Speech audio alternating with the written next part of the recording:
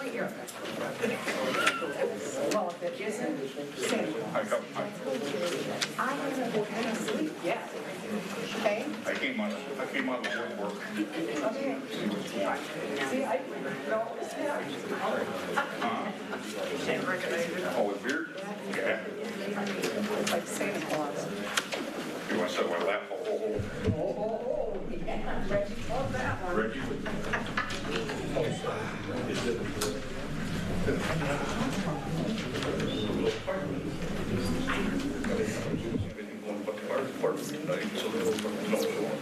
Oh, yeah, there's one thing that I'm sure.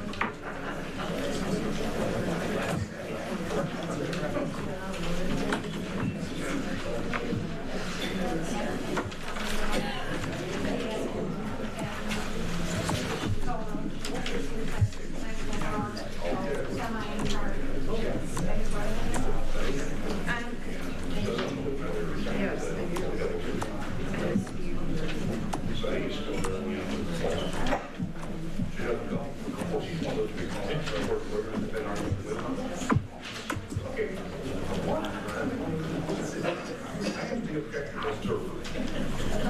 Welcome to the Charter Township of Comstock Board Meeting, Monday, February 23rd, 2026. This meeting is now called to order. May we please stand for the Pledge of Allegiance.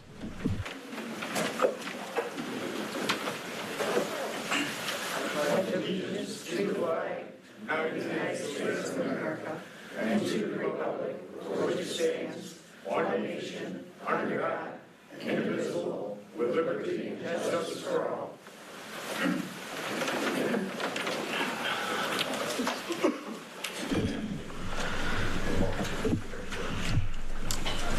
For the agenda, I would like to remove the ZBA appointments. If there's any other changes that need to be had to the agenda. And I would like to see if we could move the Kalamazoo County Road Commission contract under Superintendent Hess or Ben Martin, Supervisor, whichever one of you. Scott, would you like that? Yeah, I did. Okay, thank you. With that being said, looking for a motion to approve the agenda as amended. Motion to approve the agenda as amended. Support. Motion made by Treasurer Bloomfield, supported by Trustee Amos. All in favor, say aye. Aye. Opposed? Agenda is approved. Moving along to public comments on agenda and non-agenda items. A citizen may state their name and address and may speak only one time for no more than 3 minutes. This time may not be given to another citizen to extend their time. The person speaking has the floor, and no other citizen shall speak during someone else's time. During this time, you'll be making statements to the board without discussion from board members, but you're welcome to make an appointment with the supervisor or superintendent to discuss your comments further. Their contact information is located by the door. Please keep comments clean and respectful.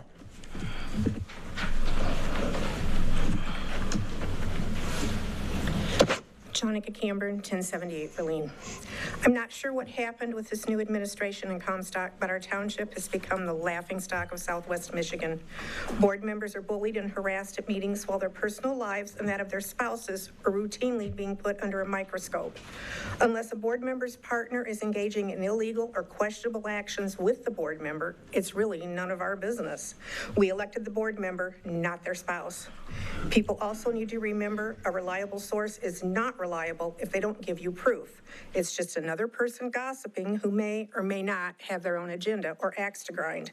Don't bring it up and start talking about it unless you have the proof and are willing to share it. Otherwise, it's a waste of time.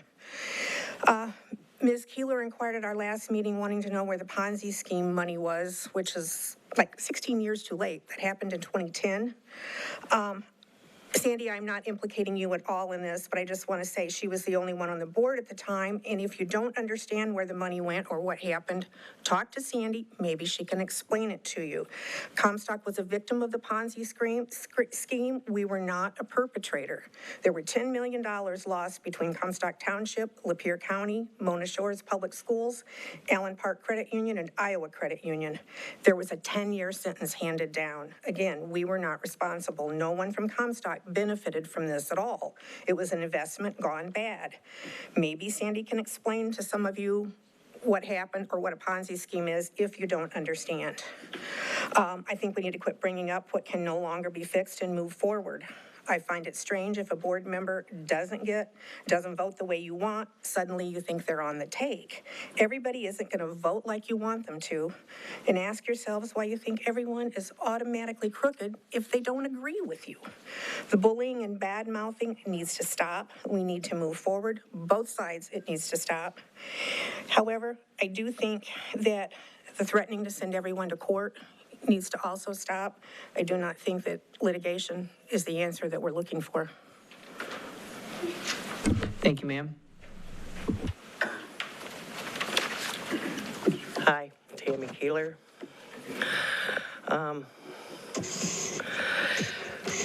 First off, I just want to really know where the COVID money went, because there was a contract signed, and I did find it the other day,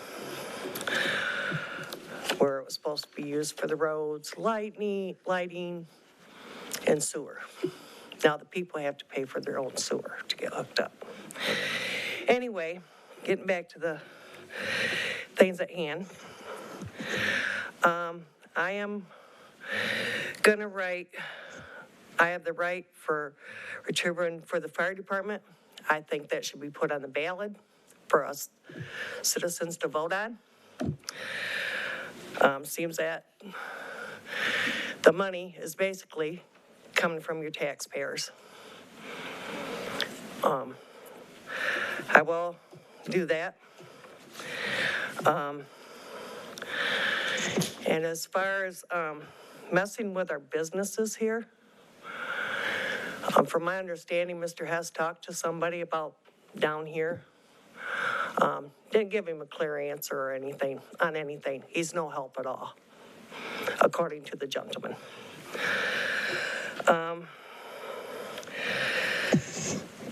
I think that the citizens of Comstock should know what's being built, what is going on around here, so we have the vote. We should have the right to say. And as your taxpayers that pay you, like I said, you're employed by us. We voted you in here. Nobody else did. And as far as Comstock refugees, talk about the bullying. That page should be taken down, period. I really don't care if my face is on in a police uniform or not. Don't make no difference. They're the ones doing the bullying, including some of your constituents in here. Don't tell me nobody knows what's put on that page. Whoever's husband's putting the stuff on, they know what's being put on there. They know exactly what's being put on there. So they're not going to tell me, well, I don't have Facebook and all this stuff, when they know what's being put. It's really disowning. It's really, and we know who Queen Bee is. We've already figured it out. But that page has to be taken down. People are in business, and you guys put down their businesses. Thank you. Ma'am.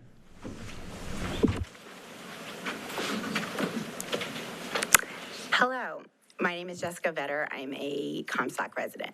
I'm feeling really disrespected, honestly, right now. I put in a FOIA request on January 10th because I have been watching a lot of other towns, and one in particular had a rezoning that kept getting appealed like 3 times. And we just had a win, in my opinion, for a rezoning situation, and I wanted to be prepared. So I thought, well, what a better way to be prepared than to see all of the information about Redwood and how it was all discussed, just so that I would know. I did not get everything in my FOIA request, and I put it in an appeal. I was told again that my request was fulfilled when I knew that it was not, and I was told that it was not. Today, mysteriously, at 1:32, 14 emails appeared. that were exactly in line with what I was asking for. I don't need to really talk about what was in the emails. That's not really the point. The point is, I don't understand why are you so weird? Like, what was so weird about these emails that you wanted to hide them from me? I'm not a stay-at-home mom. I don't know. I'm not on a board. I'm not running for a committee. I just wanted to know what was going on. And it seemed that, thankfully, the attorney knew what to say. We can't do whatever was you wanted to do. And that was in the email. The attorney said, no, we can't do that.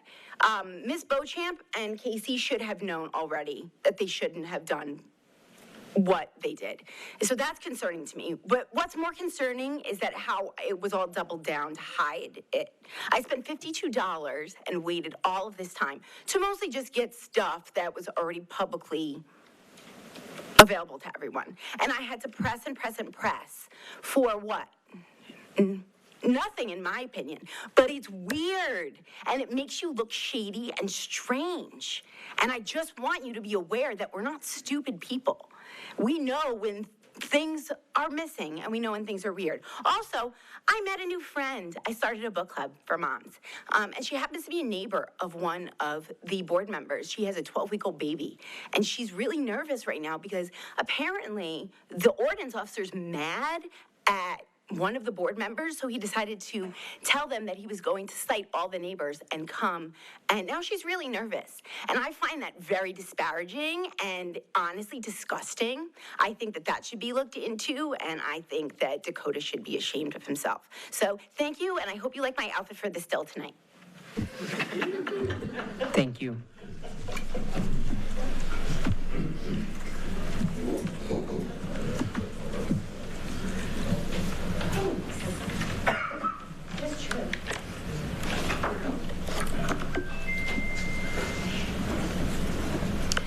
Good evening. My name is Jill Berdotti. I live on North 26th Street here in Comstock. At a previous board meeting, I suggested we consider having regular town hall meetings where questions and answers can be shared between the community and participating board and committee members. To update everyone, the VFW Hall has agreed to allow us to hold the town hall meetings there. William Knight has been extremely helpful in securing this spot. Our first meeting will be in a format of a township information exchange. Board members and various committee members will be invited to attend if they want to.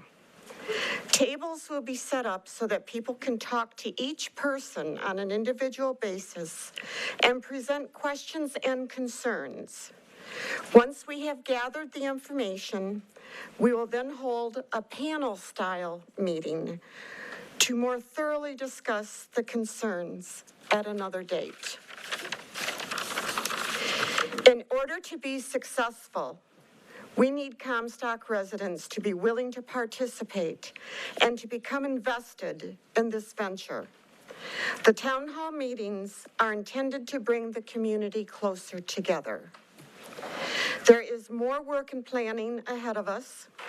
The target date for the Township Information Exchange has not been set yet. As warmer weather approaches, we hope that more people will be willing and able to help get this project off the ground and make it happen and attend. I would like to thank Supervisor Martin for adding this to this evening's agenda. Thank you. Thank you, ma'am.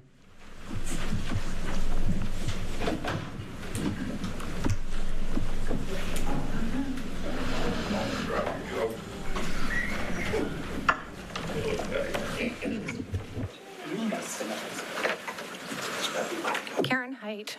You all know who I am. Mr. Camburn, I get up here every time. You can come up and follow me.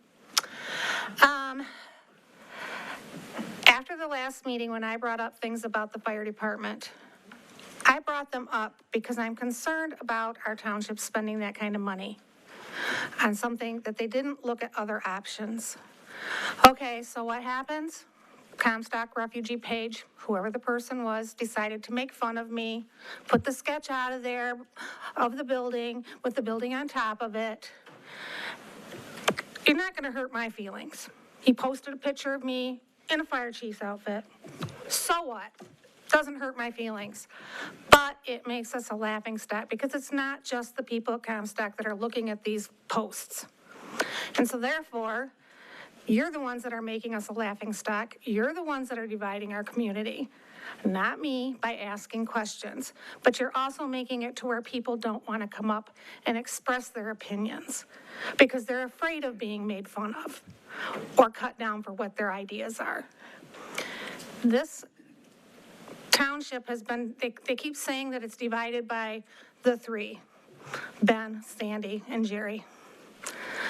But do Ben, Sandy, and Jerry, I don't post anything on Facebook. I quit posting on Facebook. But there's certain ones on that page that Mr. Camburn included that continue to divide us. And his wife gets up here and says, oh, it needs to stop. Well, then maybe you need to have your husband stop making comments.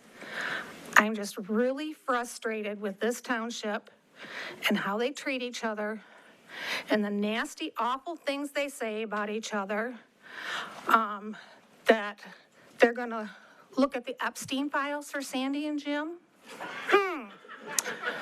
Gee, was that another slander? Yep. You guys need to stop.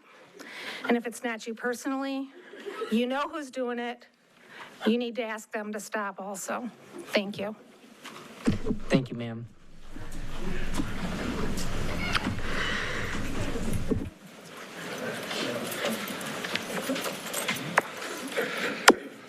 John Charlie. Oh, it's been a fun couple weeks, guys, on Facebook. I have been, I guess you could call it politically active ever since Comstock Township did to what they did with my house on ML Avenue that was in the family since it was pretty much built. You know, I've been active ever since Comstock destroyed that home. And some of the board members were on there. Some of the employees have been working for Comstock. Some of them are gladly gone. Jody Stafora, sorry. You know, we need to start working together. I asked a couple questions on the refugee page, and I had someone get on there and says, well, I'm never going to have you mow my lawn or plow my snow. Sir, I don't want you as a customer because you just care about what I want politically and everything, not how I run my business. I run my business and everything like that to a higher standard than a lot of other people do. I'm just not some Joe Schmo that shows up in a lawnmower and everything like that. I have a legitimate business. You know, what I do with my business and what I do in my personal life here is two separate things. And now that I'm getting attacked for talking politically and everything, I guarantee I've already gotten a phone call today that I'm going to be turning into the township and everything. I could care less. You know, just because I want to actively speak politically that people are going to attack my business, that's pretty sad. I'm just asking questions, asking for people to get along and everything like that. Why can't we work together? We need to stop bashing each other on the board, on Facebook, and everything like that. If you want to ask a question, that's fine. Hopefully the township actually answers the questions that we have, but half the time they just mosey on around and not really answer any questions. I guarantee the questions I brought up last, 3 weeks ago and everything like that about the building that you guys have, it's a duplex or quadplex or something like that you guys were talking about giving back to the land bank when you bought it for $25,000. I still don't see anything on the agenda where we're going to talk about that. And you've had 3 weeks to talk to the land bank, to do this, to do that. Hopefully we can get an answer because that's a serious question where you guys said that you were going to do something, give it back to them. That was in a meeting. A lot of people that were here heard that last time. And I'm not the only one that has a question that we're just going to waste $25,000, $30,000 out the drain. Like I said, if you want to give me $30,000, I'll invest it in my business instead of wasting it down the toilet like you guys do. Thank you.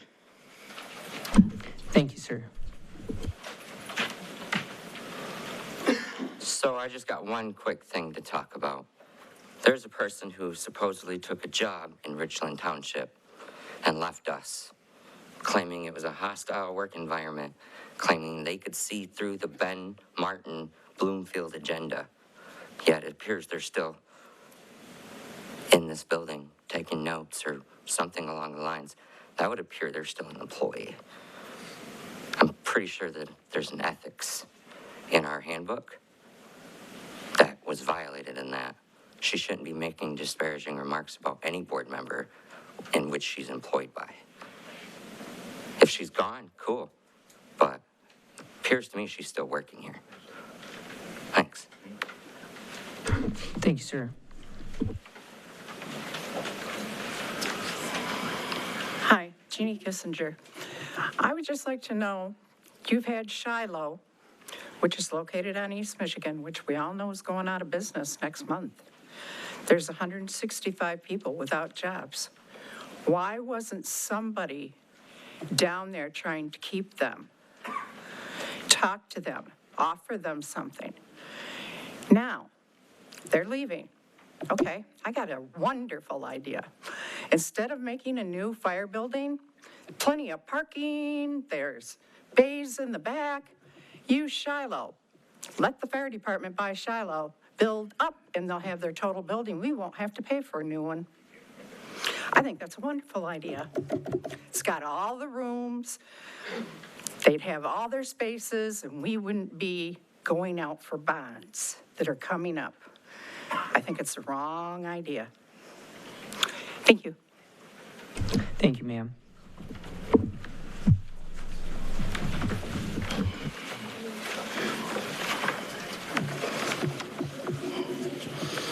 Tim Kearney, 9411 Miller Drive. I'm here tonight regarding the formal complaint that was recently submitted. This complaint stems back from 2019 through current, involving the deceitful presentation to the public of the Comstock Center Riverfront redevelopment project, but not limited to political persuasion and harm and harassment, overreach of contractual duties, misrepresentation to the board members, other boards, and foremost, the community. Misuse of tax-based funds, false representation to an upstanding foundation to apply illegally for a grant without written agreements, resulting in a foundation awarding a matching grant illegally. Potential lost funds regarding earnest monies that we have provided proof that a check was written under false pretense by the township.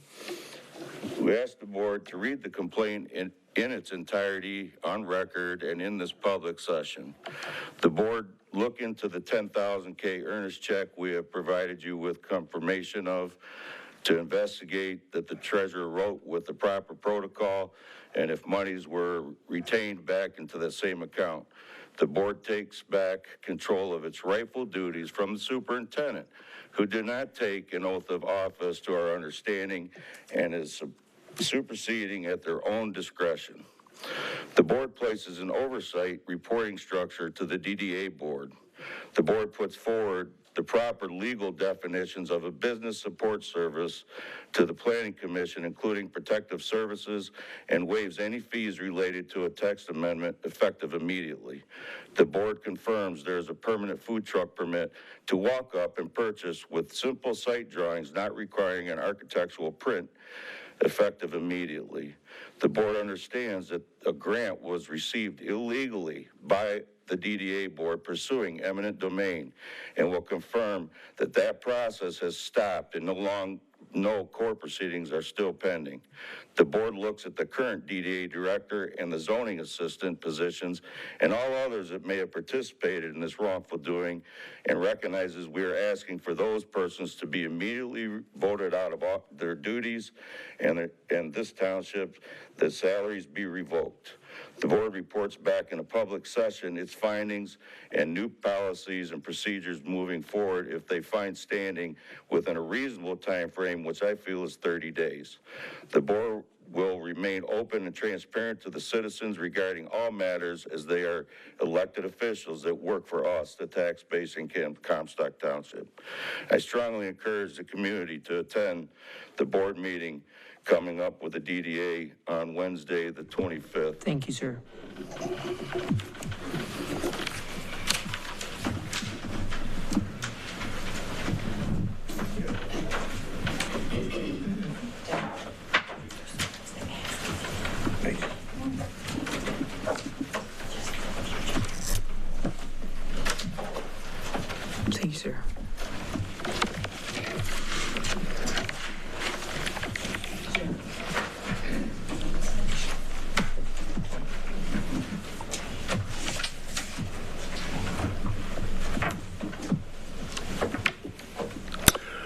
Good evening. I've never done this before, so I beg forgiveness.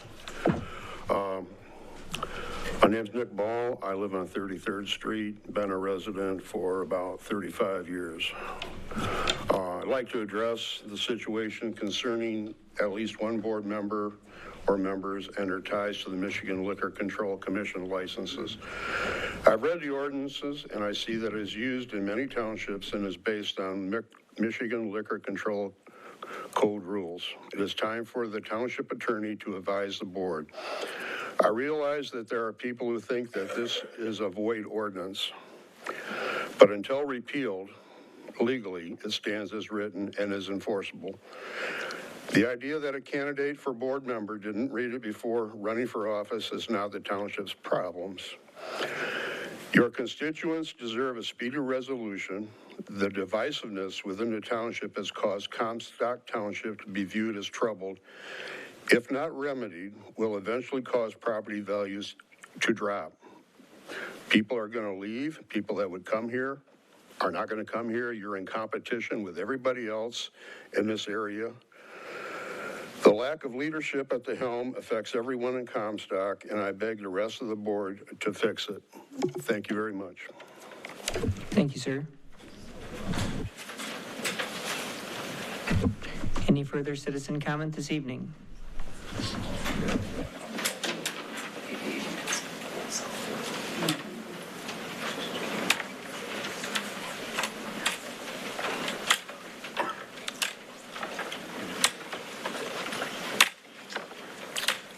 Ditched my wheels. Dave Camber, 1078 Verleen Street. Good evening. Karen, it's good to see you here. Glad you came.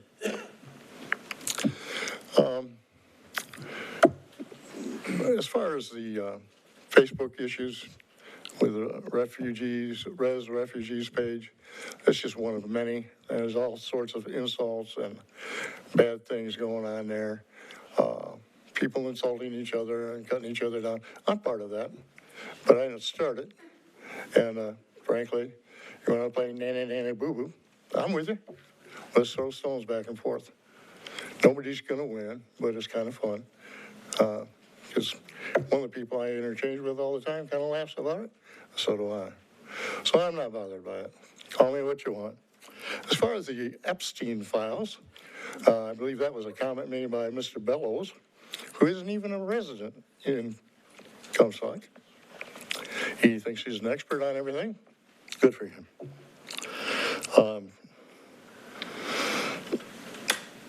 The Shiloh building used for a fire department, food for thought, but I don't think you can buy that manufacturing facility for $13 million. I think it's going to cost a whole lot more than that. As far as a former employee making remarks about the board or whatever, well, okay, what can I say? All comes down to this recall effort, team of 3, team of 4. It really is too bad that it's happening. Our township in the past has always been able to come to a consensus. It doesn't mean one side or the other gets their way. It's what can we work with? How can we accomplish the things that are good for this community and the citizens? I have no personal axe to grind with any of you. Yeah, I threw it out there on Facebook about this ordinance. I'd like to see what happens. Let's sort it out. Let's run it through our attorney. Let's see what the Liquor Control Commission has to say.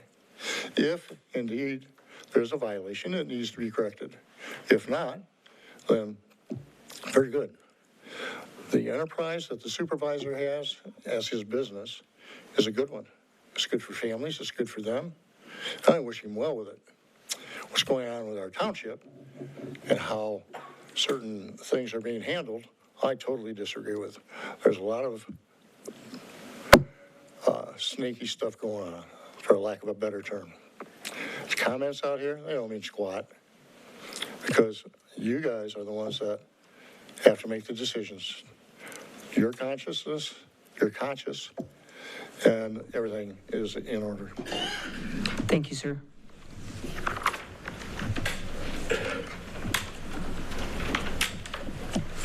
Any further comment this evening?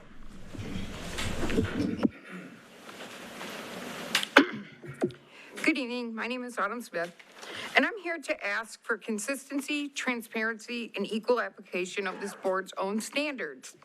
This board has demonstrated that it believes it's appropriate to review, scrutinize, and even publicly discuss past adjudicated cases of certain individuals, particularly when those cases are used to question credibility, fitness, or character. If that standard applies to some, then it must apply to all. Recently, evidence has been presented drawn directly from federal court records showing that Guy Cherry provided testimony that was repeatedly cited as key evidence in a first-degree murder conviction and later relied upon in the denial of a federal habeas corpus petition. His testimony was used to establish premeditation, motive, and intent. The federal judge explicitly referenced it as part of the substantial testimonial evidence supporting that conviction. This is not rumor. This is not speculation. This is a matter of public record. Given that reality, I'm formally requesting that this board direct the township attorney to review and investigate Mr. Cherry's matter involving this, since we're allowed to investigate previously adjudicated cases. The nature and timing of his testimony, any potential conflicts of interest, whether his involvement had any bearing on matters currently before the board, and whether the same scrutiny applied to others should apply here. This is not about relitigating a criminal case that's already been adjudicated. But since this board thinks that they can, this is about governance, ethics, and equal standards. If this board believes it's appropriate to reopen discussion of adjudicated matters when it suits the board's purpose, then it cannot selectively ignore adjudicated matters when they involve individuals viewed as politically convenient or aligned. Selective accountability is not accountability. Selective transparency is not transparency. I'm asking this board to act consistently to avoid the appearance of favoritism and to protect the integrity of the township by ensuring that no one is above review when their past actions are directly relevant and documented. Please refer this matter to the township attorney and place the findings, whatever they may be, on public record. Thank you. Thank you, ma'am. Any further citizen comment this evening?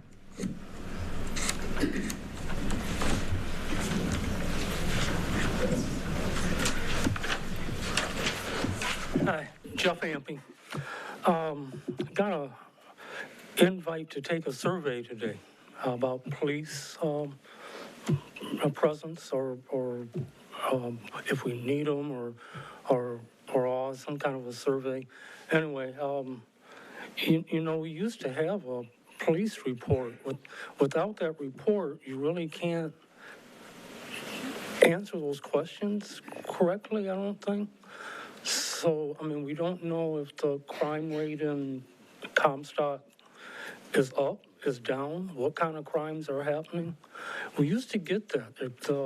Captain Christensen used to come up and give a report, and we got all the paperwork showing, you know, a pie chart and everything, the types of crimes and how they compared with other municipalities that the sheriff department handled. But all we got really is, you know, the number of police officers that we have and, you know, the cost and the millage, you know, and all. I think if we're going to do a survey and want that survey to be accurate, we really need that other information there too. I was going to talk about Commissioner Geisler from the county. He's not here tonight. That's unusual. I hope he's okay. But, you know, Larry from the road commission, he's here. He gives a report. A lot of times the fire chief is here. He gives a report. If you look at Galesburg, you'll see that they have a county deputy that gives a report every meeting. We, I think, have a deputy. I think they're more than qualified to give a report, especially when it's just written, and all they got to do is read it. At least we'll know what's going on. So I suggest that be done, and that survey, if you want it to really be accurate and reflect Comstock's feelings, citizens' feelings. I think that really should be. So if you would think about it. Thank you. Thank you, sir. Any further comment this evening?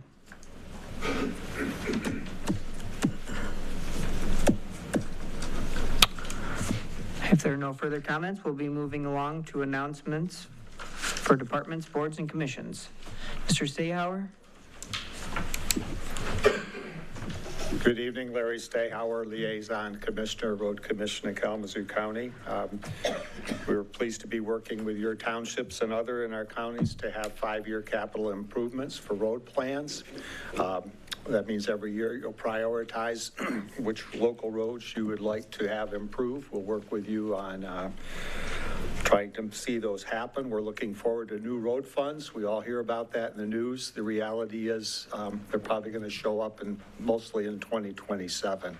Reality was in 2025, some funding we anticipated didn't come through because general funds of the state were allocated elsewhere. If you need details there, we can provide them. I'm looking forward to hearing about your road contract. Hopefully it's acceptable and we'll move forward. So thank you. That's all right now. Any questions for Larry? Thank you, Larry. Moving along for approval of the consent agenda, we're looking for approval of the budget adjustment, approval of February 2nd, 2026 meeting minutes, and bills payable February 24th, 2026. And the consent agenda would be amended to moving the Kalamazoo County Road Commission contract under Superintendent Hess. Be looking for a motion to approve the consent agenda. I move we approve the consent agenda as amended. Support. Motion made by trustee Cherry, supported by trustee Pratt. All in favor, say aye. Aye. Opposed? Consent agenda is approved. There are no presentations. Moving along through business, past fire and rescue, and into planning and zoning.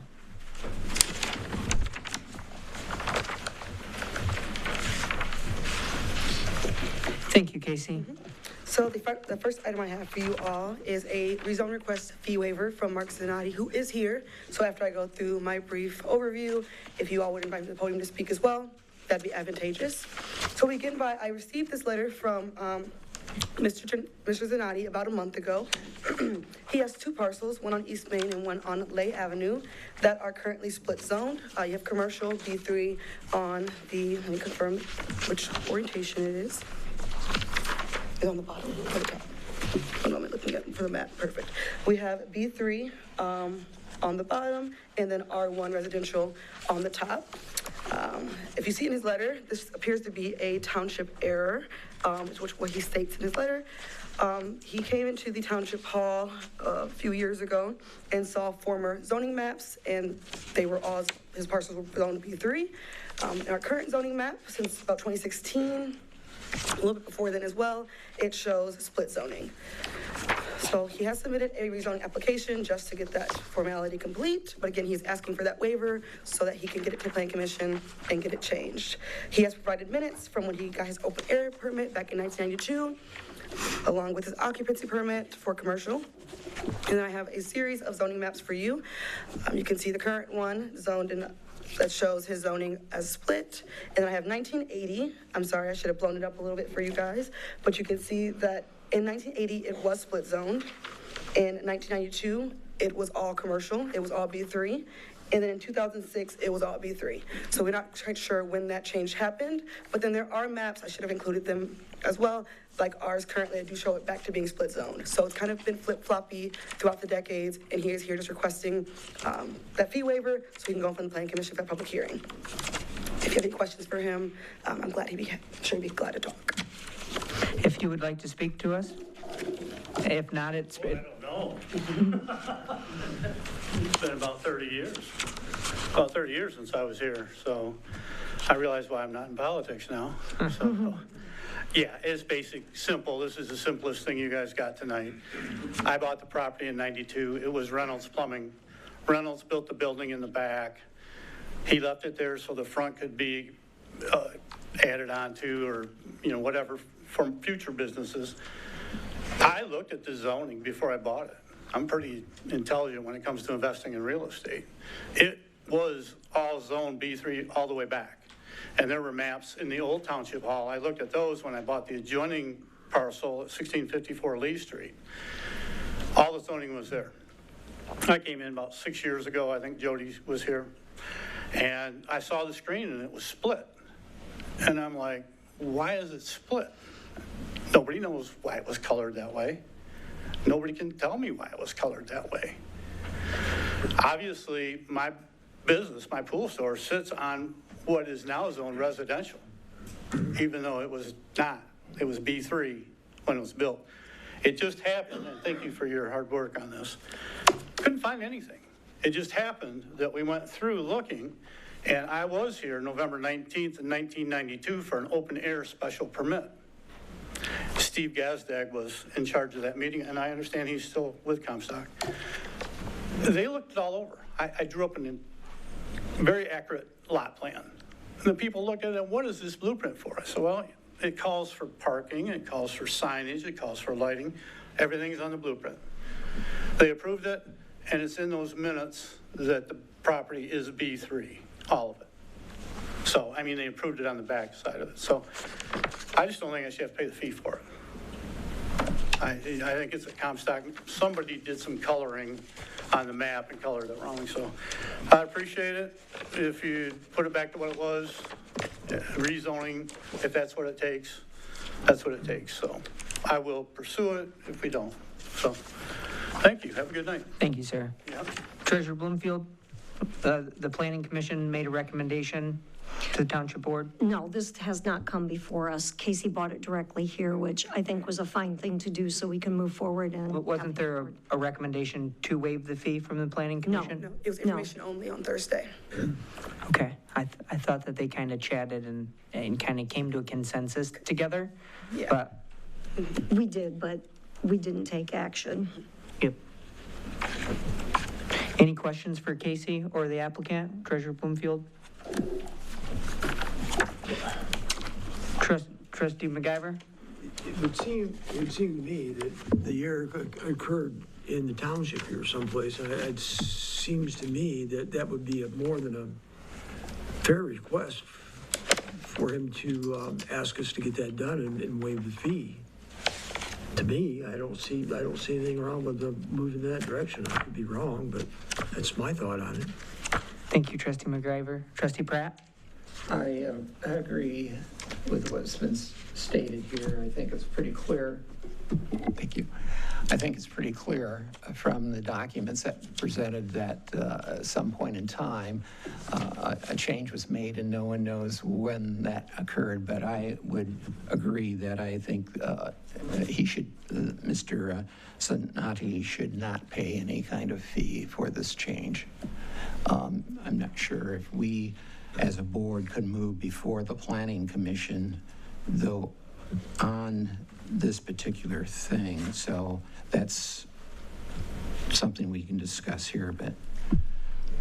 I can address that if you'd like. So your request today is to waive the fee. So that's in the only party that can waive that fee is the Township Board. So that's what he's asking for, waive the fee. So if somebody makes a motion to waive the fee and it passes, the fee will be waived, and then he can proceed forward to the Planning Commission to start the process to rezone it.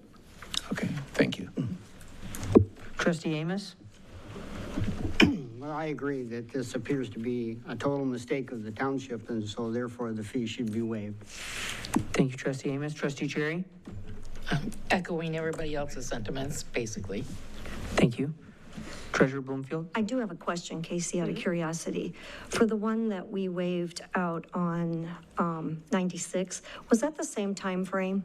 Because if it is, I wonder if there's something that happened with the transition there where we may have more coming in the future, hopefully not. Yeah, we have a few split zone parcels throughout the township, and the property owners have not approached us yet, so we could be proactive and get them done ahead of time. But yeah, it seems to be on the 90s, 80s time frame when the mix-ups happened.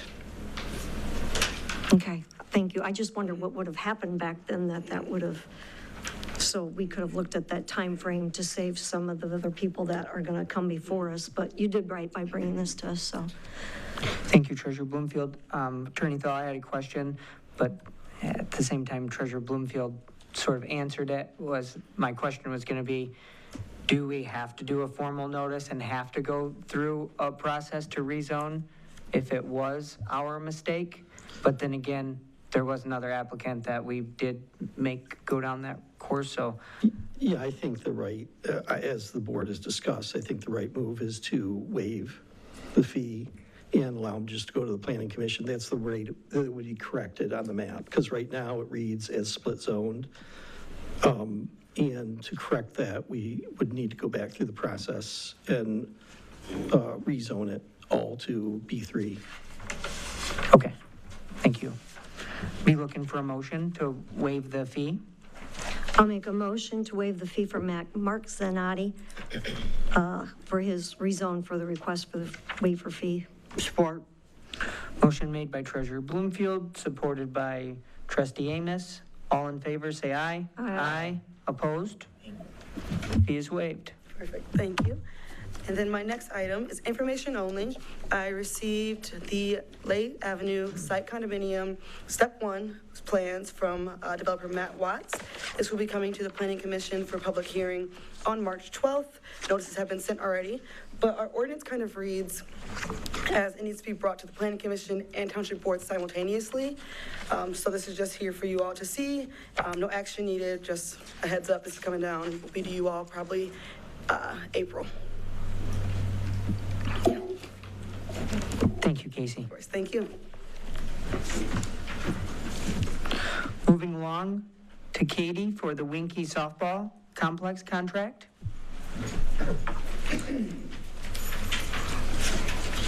Thank you, Katie. Hi, thank you.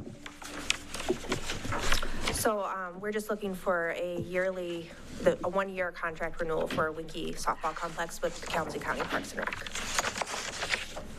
Any questions for Katie? Katie, I do have just a correction possibly on this. On the very first page at the very top, it says this contract is made on the blank day of blank February 9th. I think that 9 needs to come out of there. Oh, okay. It's like, it might have been February 9th of last year, and it just is a typo error. I think the February 9th was the day that the park board signed it. Okay, that could be. Let's check the date on that then on the back page. That could be. I believe that's what it is.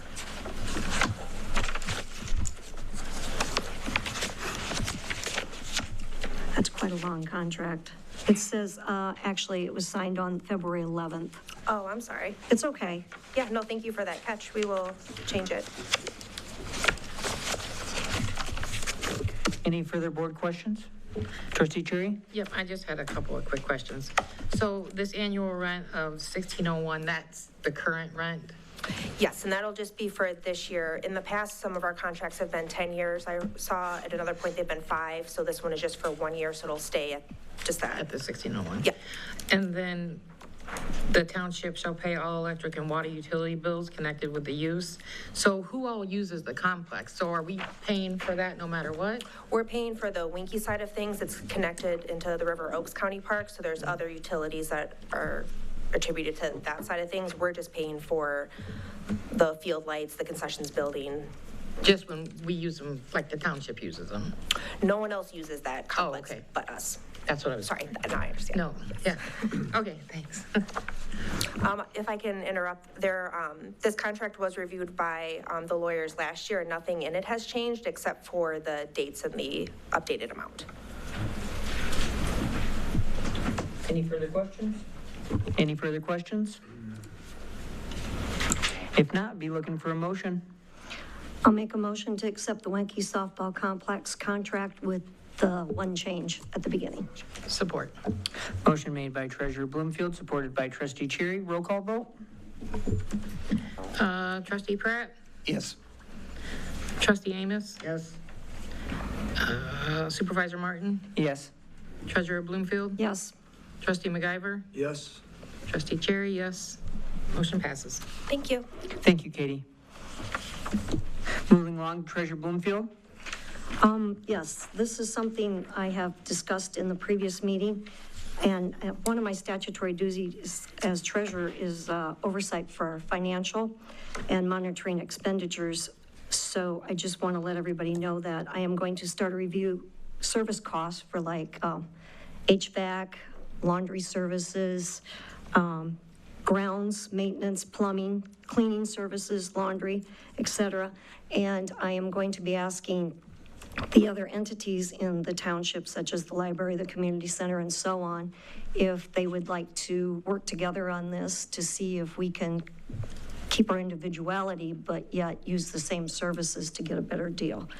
And once I achieve talking to everybody, sitting down, working with everyone, I will bring back our findings for Superintendent Hess and the board to review.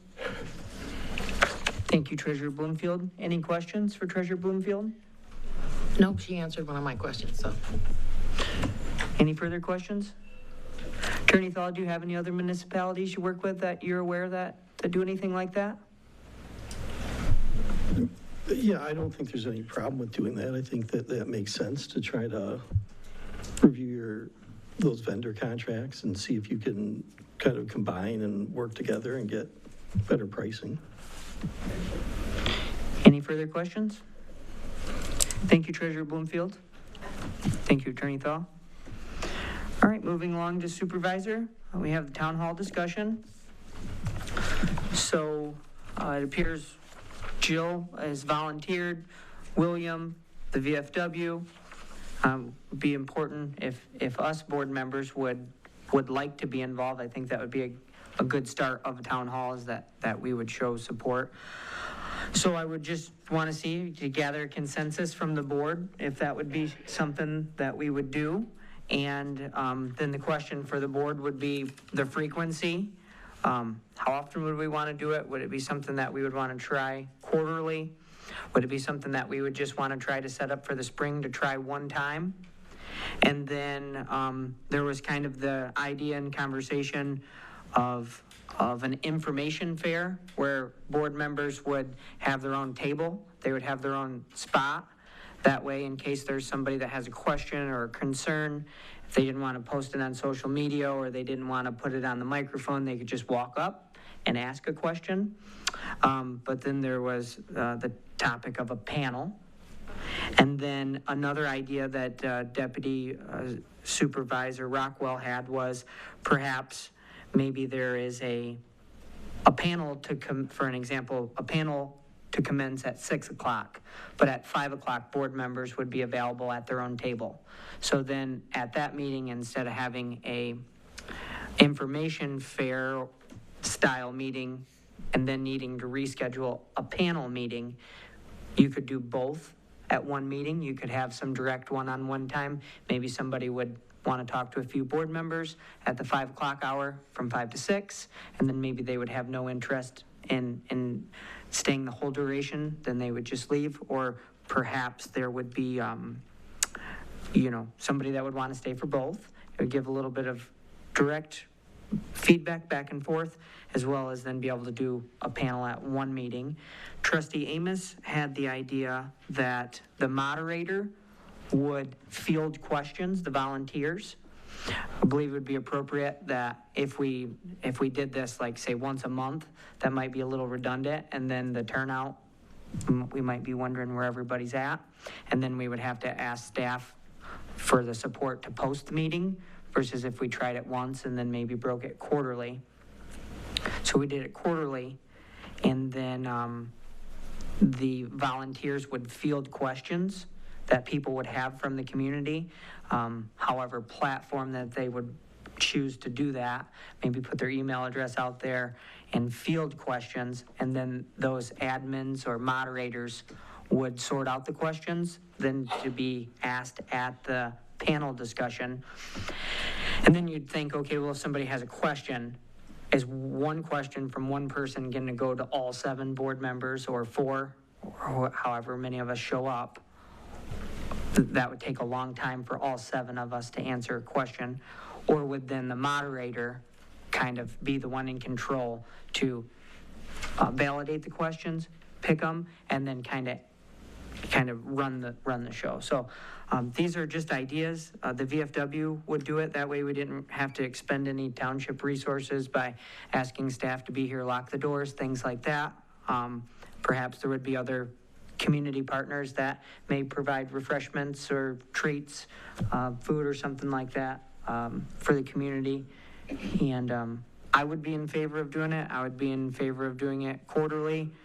I would be in favor of doing it maybe a little bit more than quarterly, but certainly not want to overdo it that way. By the third time that we do it, nobody shows up. Want to make it worth our while. Treasurer Bloomfield?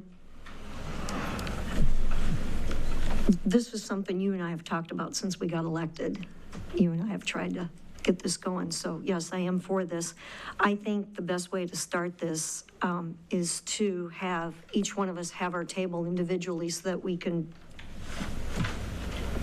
be approached by individual residents to answer their questions. And if we can't, at least we're creating a rapport with them so we can answer them later on and get back to them. I see probably the treasurer, the clerk, and yourself being busier than probably the trustees. So, but that's how I would like to start it out. We had also talked about the kind of rhetoric we have here in board meetings about the potential for that. And we do not want to see that happen, and we were guaranteed that that would not happen. It would be a stop to it right away if that did happen, whether it was coming from the board members or from the residents.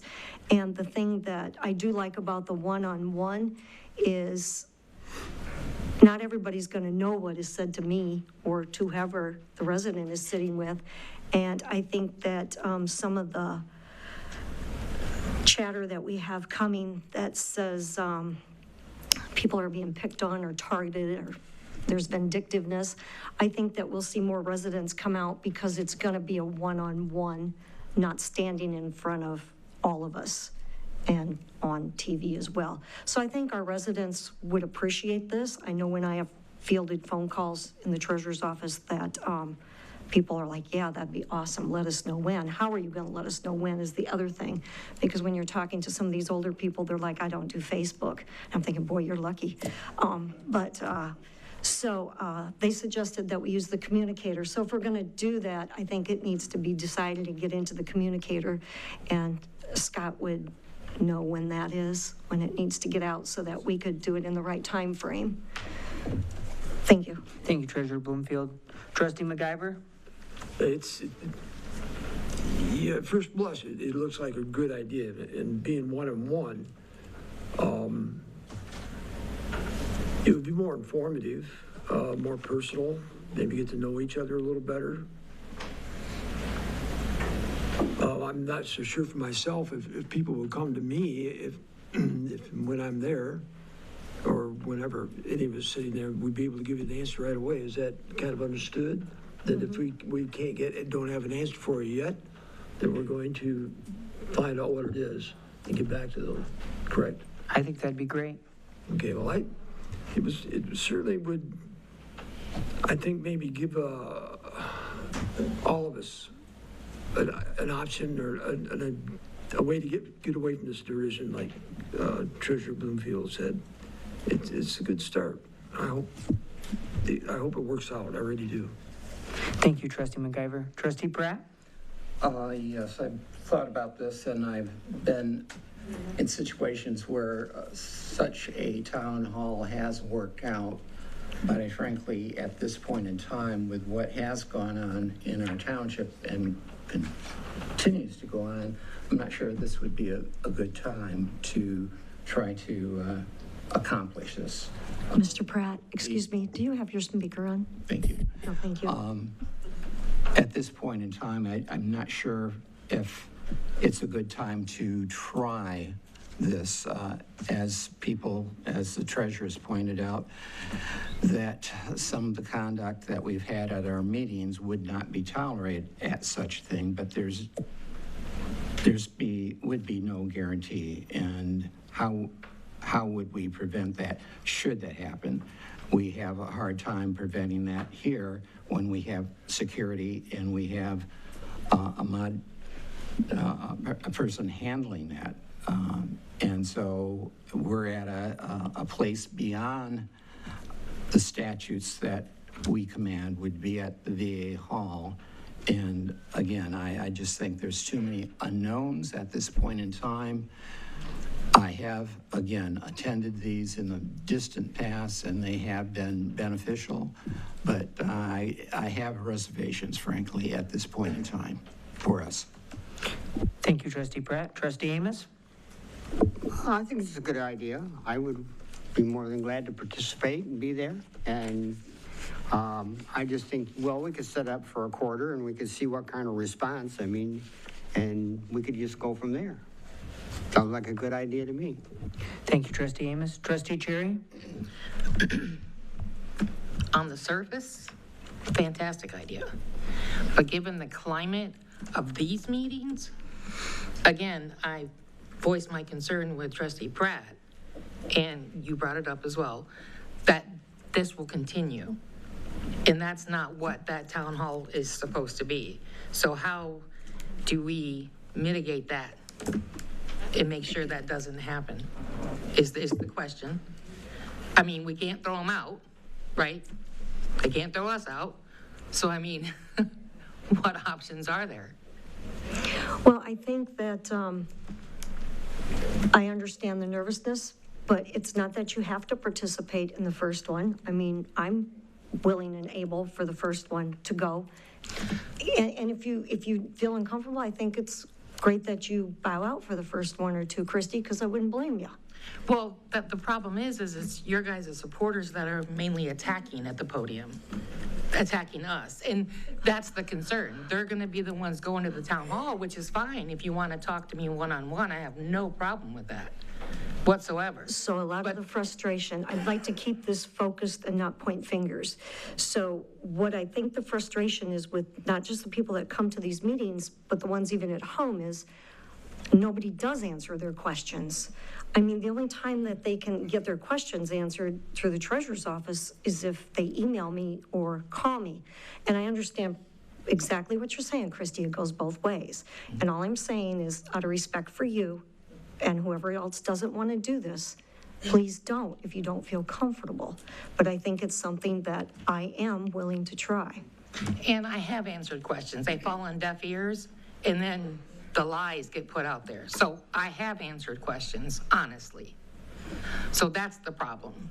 You know, you want to talk one-on-one, but then you don't really want to carry on the information as presented, because you can't even do it in a group setting. So on the surface, fantastic idea. And it's not that I wouldn't want to participate, because I totally would. I have no problem talking to people one-on-one. And in fact, I even said, if you got questions, email me. Always available. So that's my 2 cents. I do share your concern as well. I will admit that I'm on the other end of people innuendoing me to turn me into liquor control for my business and my livelihood and possibly remove me from office. And so I do think that it goes for all of us a little bit both ways. And perhaps maybe if we, and I know it's difficult, but maybe if we would give ourselves an opportunity to just let it be, and not that it's fun to accept it, but at like what point, if we were there to answer the questions, maybe could some of that stuff get addressed? Like the example for the liquor control stuff, instead of designating our township attorney to spend our township resources, like a handful of Googleable searches on this matter would save us some money. Or the fact that you could pick up the phone and call and do stuff. But another thing to ask Attorney Thal would be, is at a board meeting, I guess we would have a public notice. But for me, when people get at the podium and start flinging mud and arrows, unless they're affecting decorum, which is a little bit up for interpretation, I don't really got much to say or do unless they're really definitively doing something wrong to remove them.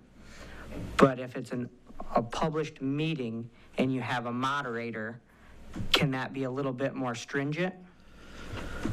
So anytime you have a quorum of the board meet to discuss anything that could be township business related, it's open meetings, and you have to post it and conduct it as an open meeting. Now, we do town halls all the time, but they're still considered a public meeting. Now, if you're gonna do something different where people just are individually interacting with single board members, and the board members aren't meeting in a quorum per se to discuss these issues, that could be different. But if you have any kind of that meeting that involves, just general questions to the board and answers from the board, that is a public meeting that would have to be noticed. You have to provide public comment in addition to, if you have some kind of open forum rules. I mean, you can certainly set rules for a town hall meeting, so that's a possibility. Can they be more stringent than what we have here for public comment? Like, would your moderator legally be able to, if someone was talking, would they be able to tell them no? Not based on content, no. Right. You can't content restrict people. So that would not be, but you could have different rules in place for timing or other things of that sort, like how long you're gonna allow people to ask their question or how many questions they might be able to ask, things of that sort. You can set some rules for it if you'd like, but those rules need to be in writing too, for the people to understand what the rules are. But again, if you're meeting individually, one-on-one, with constituents, I think that's probably different than if there's any kind of quorum participation by the board in answering questions. And that's what you'd have to be careful of. No, normally we schedule a town hall meeting as a public meeting of the board, notice it out under Open Meetings Act, and you'll provide at least one public comment as required by law.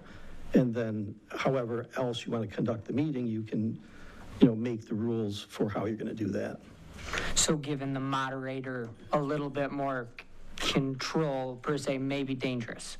Yeah, I mean, you're not going to be able to regulate people based upon, I like what this person says, or I don't like what this person says. Now, if it's obscene or something like that, certainly, you can do something about that, but otherwise. To Trustee Cherry's point is that it could go 2 hours of maybe amusing or entertaining for some, but not necessarily productive. Right. Well, I think people you don't have to stay either. If you don't, if it's not productive, you could also leave. Right. So if we didn't do the panel per se, then that Open Meetings Act would be kind of nixed if we just did the one-on-one? If you did one-on-one, yeah, you could do that, but you have to not have a quorum of the board, coming in and saying, oh, well, come here and answer this or something. You can't be doing that. Would it be possible to have that style, kind of information fair vendor style, but still post a public notice? I would still do it. Still post a public notice, because we're going to be maybe bumping elbows at the coffee pot or something like that, and then It's break a good out idea to still do it as our tables. a public meeting, yeah. And then set rules for if someone comes up to your table and lets it rip for, 3 minute, have some guidelines to where you can protect your sanity or peace, if you will? Yeah, I think a lot of it would be on whoever, if somebody is going to just make some opening comments about the kind of the conduct that they expect, with questions and respect by the people asking, the respect by the people answering. Maybe could there be stringencies and rules that the matters are related to township business?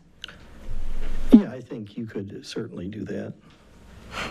Yeah, and so my whole idea on this just was to kind of get some dialogue, because there's certainly pros and cons of doing it. Well, yeah, the principal purpose is for people to ask questions about township operations and get immediate answers back, or at least follow up, know they're going to get some follow-up on their answers, which doesn't happen in our business meeting. Thank you, Attorney Thal. Treasurer Bloomfield? I know that Jill is asking to speak. Yes. If the board's fine with that, everybody good with that for Jill to speak? Come on up, Jill.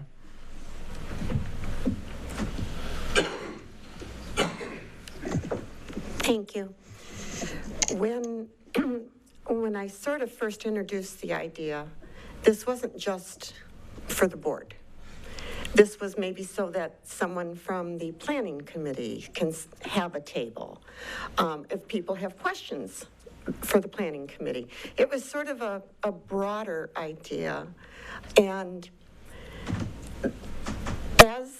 as community members, our biggest gripe is that we stand here, make a comment, and we don't get the answers.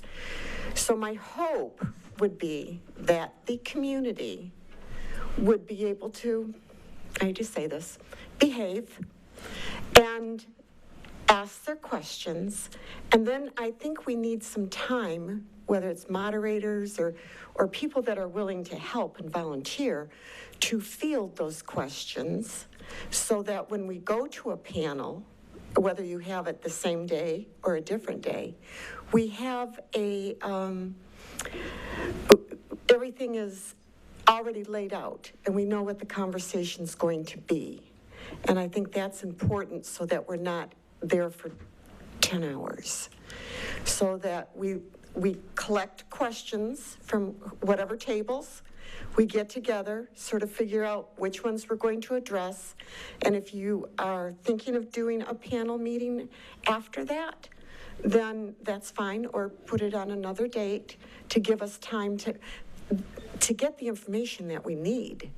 And that's the key thing. Before we even get into this, we need to be able to have information on how we're going to do it and then how to field the questions. And I think it should be open to anybody that's serving on a board or a committee, like the homeless committee, anything, whatever the questions are. Come on in, sit down, face to face, ask some questions, and then we can put it up on a panel so that those questions can be answered. And I think that's the important thing. Any questions for me? Any questions for Jill? Yeah, we just need to take the fear out of it and do it. That's my opinion. Thank you. Thank you, Jill. I think we need to take a step and move forward and stop the discussion and tackle it, those of us that want to, because it's not something that's mandatory for anyone to do. And if somebody from the Planning Commission wants to join, or the Homeless Committee or one of the other committees, that's fine too, because if you're publishing it as an open meetings, you're covered for everybody. There is a little blurb in our master plan that talks about school board members and township board members. And I believe it specifically says something about like coffee and residents and mingling. I know we wouldn't be right next to each other, but we'd perhaps be in the same building to get a couple of your questions answered about the community at once. So if you, I don't know if that's taking it too far, but if you had commissioners or, department heads or something like that. So, any further? We can continue this conversation on. Attorney Thaw, is there anything that you would like to warn us about, tell us about, so we can be cognizant of as we kind of formulate some thoughts moving forward on how to do this? Yeah, I would just say, just be mindful of the Open Meetings Act. Once you kind of figure out what you want to do, I'd appreciate, allowing me to give you some feedback before you go too far down the road with it, just so we know we're on the right track of how to do it. Treasurer Bloomfield, sounds like, Yeah, go ahead. And I would like to ask Mr. Hess, do you have the deadline for the next Comstock communicator by any chance? I don't have it off the top of the head, but usually it goes out quarterly, so that, we still have the social media ways to get it out too, so, but I think deadline's already done, so I think the next deadline, I can't for sure, but it might be June. Oh, wow. So I might, is that right? I'm looking at Nicole back there to see if she remembers. No, she doesn't remember. Okay. Sorry. All right, thank you. Sounds like we have your support to maybe proceed forward. Trustee McIver, any final thoughts? Yeah, I've seen some of these on the news reports before. I sure hate to see it go that way, but I'm sorry. I've seen some of these on the news reports before. It's frightening, but I think we should, get this lined up so we know what direction we're going to go, so it works for both the residents and the the board members, whether it be the planning board or us or any of the other organizations that might have questions that want to be asked of them. So I still think it's a good idea with some reservations. Thank you. Trustee Pratt, anything further? Again, I have reservations at this point in time. I did have a question, the lady who is heading this up, if she has a sense of what questions haven't been asked through the regular protocol that the board has or the employees of the township, and what questions have not been answered but for you or anyone else. Yeah, I think that part of it was the dialogue back and forth. Yeah, the meetings here, of course, are not conducive to discussion because that's the way, unfortunately, and many times it's set up. We're here to listen and not to give back. And I can see where a setup like this might be conducive. Again, I have my reservations, but if there's questions that have not been answered for you going through the regular protocol with the township, that's something I'm having trouble understanding why you or anyone else have not got the answers that you are looking for. Yes, you know.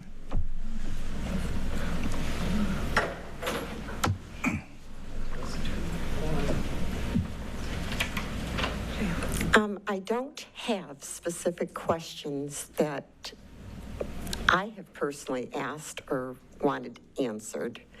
I think the problem is there seems to be a disconnect between residents and board. And there's also, unfortunately, a fear level. A lot of residents don't want to get up and say something. They're afraid. And board members are afraid. There's a lot of fear going on here. So I think if they have the opportunity to come up and say something one-on-one, it could be a general question. It's so formal here. So I don't know if they feel that the community feels that their voices are really heard. And just tell us what's happening. We can listen to you guys all day long, but we walk out of here and sometimes we have no clue what you just said or why you said it. And I think that's the important thing. If you voted no, why? What was your reason? If you voted yes, what was your reason? We'd like some feedback. And I think that's, unless I'm wrong. You're right. You're right. So that's what I think we're looking for. So I think if we try it, and we are all adults, and we keep it civil, we can get a lot accomplished. And there won't be everybody coming up here yelling at you guys, and, because that happens a lot. So I'm hoping to be able to diffuse the situation, not add to it. And I think a lot of things will go much smoother once we have the ability to ask questions and maybe get some feedback. That's anything else while I'm standing here? That was helpful. Okay. That was helpful. All right, thank you. Trustee Amos, anything further? Any ideas for us to think about while we continue to head down this road? No, I think it's a good idea, and I'm willing to work with it. Thank you. You decide. Okay. Trustee Cherry? No, I pretty much said reservations, good idea, fantastic idea. Still my reservations on it. Thank you.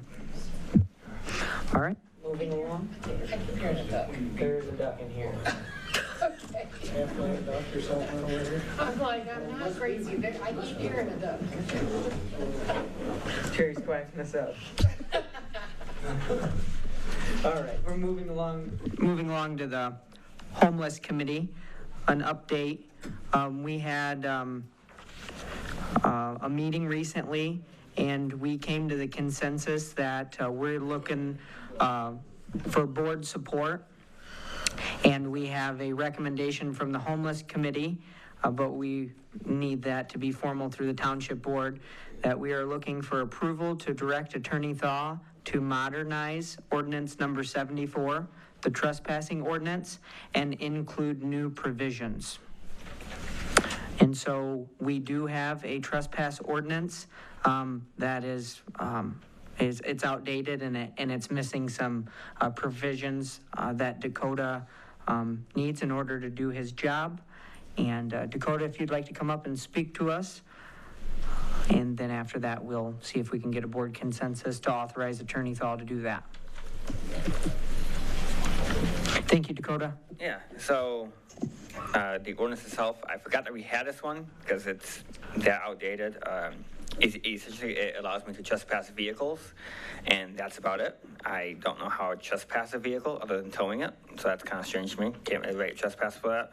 But that's kind of where we're sitting at, is we just need to modernize that one. That's way easier than us trying to rewrite a whole new ordinance around trespassing. So just updating this one, just to follow the MCL that's already laid out for trespassing, and it'd probably be the best for the attorneys to do it rather than us trying to do it because they know the verbiage better than what we do.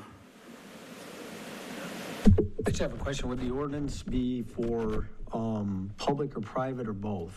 So it'll be for public property. Thank you. That's what I want to make clear. We will only enforce it on public property. There is a law for trespassing that county sheriff can enforce on private property, but that's not what I'll be doing. I will not be going on to private property. This is specifically for public areas.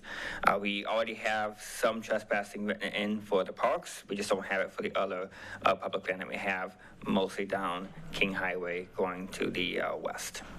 That's most of our public area that's not part of the parks. And so that's part of, we identified to not completely reinvent the wheel, and then there was parts of the ordinance that were a starting point, and then parts between parks and public spaces that were not overlapping, and so there were some gaps in between, and that's where the provision for Attorney Thaw to include new provisions.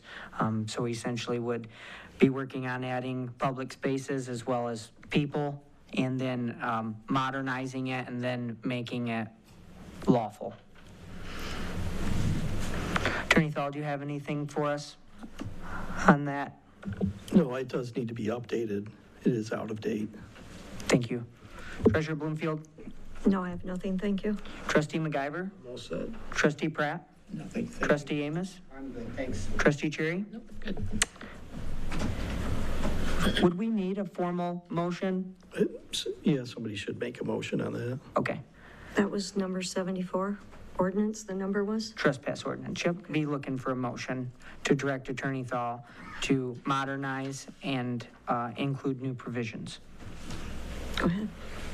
I make a motion to direct Attorney Thaw to modernize ordinance number 74, the trespassing ordinance, and include new provisions. Support. Motion made by Supervisor Martin, supported by Treasurer Bloomfield. Roll call vote? Supervisor Martin? Yes. Excuse me, Treasurer Bloomfield? Yes. Trustee MacGyver? Yes. Trustee Amos? Yes. Trustee Pratt? Yes. Trustee Cherry, yes. Okay. Motion passed. Thank you. Moving along to discussion and consideration of moratorium on data infrastructure and solar energy projects. Attorney Thaw? All right, so obviously, and hopefully you've been seeing a lot in the news about data centers. And last week I did a presentation to over 300 township officials and planning commissioners on the issue of data centers. And what I'm really recommending at this point is a moratorium on their development in the township and same for other townships around the state. So these data centers, they've existed for quite a while, but on a much smaller scale. So you might find they house computer systems, servers, network systems, and so forth. But the scale that we've normally seen, and there's over 40 of them already in the state, they're more on the level of an office building, and the servers and the networking and everything's all inside the office building. What we're seeing now are much larger data centers being offered up. They call them hyperscale data centers, which are much larger. They use, instead of like an office building kind of footprint, they use hundreds of acres of land. They need extreme power sources of electricity. I can tell you the one that's going in Saline, Michigan, my understanding is that, and we rate these data centers by megawatts. It's like how much energy does it use to operate? And that facility that they're building there is 1,400 megawatts, is my understanding. So if you put that into just kind of understanding what that is, it takes 1,000 megawatts of power to power 800,000 homes. And this facility is going to use 1,400 megawatts. So it'll use as much energy or more energy than 800,000 homes would use for that single facility. So they try to locate near power sources. They want to locate where there's fiber optics. They want to locate where there's, if they were going to water cool it, where there's water sources. And so typically what they're looking for is more rural areas around metropolitan areas. So with all the things that they would need. So I think they could easily be looking at agricultural property in Comstock to buy up. I mean, these things are extremely, the one they're building in Saline is a $7 billion data center. And you have to be prepared for it. They were not prepared for it, and they ended up getting sued for exclusionary zoning. And in that regard, they ended up settling in court after they were sued because of the threat of huge damages. They ended up settling, and the project's going to go in there. So really, I don't want to see Comstock get caught, not prepared for it. And the only way to get prepared is to put in a moratorium now, and then you can study the issue. I've talked to the Planning Commission about this already. I believe the Planning Commission's already authorized to move forward with a zoning moratorium on the matter. So that will be coming forward from the Planning Commission. What we'd look for is the same that we did with the battery power, where we did a moratorium at the Township Board level, also a police power moratorium. And then, so we would put these moratoriums in place probably till the end of the year is what I would be suggesting. And during that time, I don't think you need to set up a separate moratorium committee. I think that your planning commission can devote time, at one of the meetings each month to study the issue, have experts come before them and talk, and put yourself in a position over the next, through the rest of the year to actually be knowledgeable about the subject matter, understand what land might be available in your township for that use. And, part of that is, it's not to say that we're going to do this to allow for a data center, but if you want to prohibit a data center, you definitely have to do your homework. And ultimately, you have to determine that there's no land available, that the land use would not be appropriate in Comstock Township. The only way you're going to be able to do that and support that is through studies and good information and coming out of the end of a project. And at the end, you will determine whether is there land available, isn't there land available, and make a solid decision that you can, that would be upheld if challenged. Thank you, Attorney Thaw. Treasurer Bloomfield?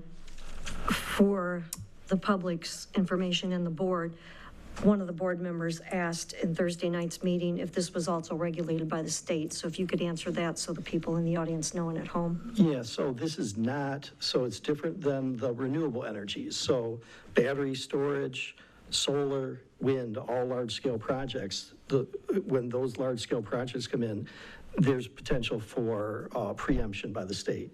So they can choose to go to the state of Michigan and try to get their project approved for those large-scale renewable energy projects. At this time, there is no prohibition or there is no preemption on data centers, so we can regulate it locally. Now, the issue is you have to do it right, or you end up in the situation like the other township I just mentioned, where they were sued for exclusionary zoning. And the only way you're going to get around that is by properly studying the matter and coming up with a solid decision based upon facts and your township specifically, and coming up with whatever that decision may be at the end of the moratorium period. But there is no likelihood that there is no procedure for them to just go to the state to override us like Public Act 233. Thank you, Attorney Thaw. Trustee McIver, any questions? I've heard some of the things that Attorney Thaw has talked about with these data centers, but the one thing that struck me, notwithstanding what's already been presented about these huge places, is it potentially, through what mechanism, I don't know, could drive our electricity bills up at our homes and businesses. And that would be something to keep in mind. And the resources for water to cool things is unbelievable from what I understand as well. That's it.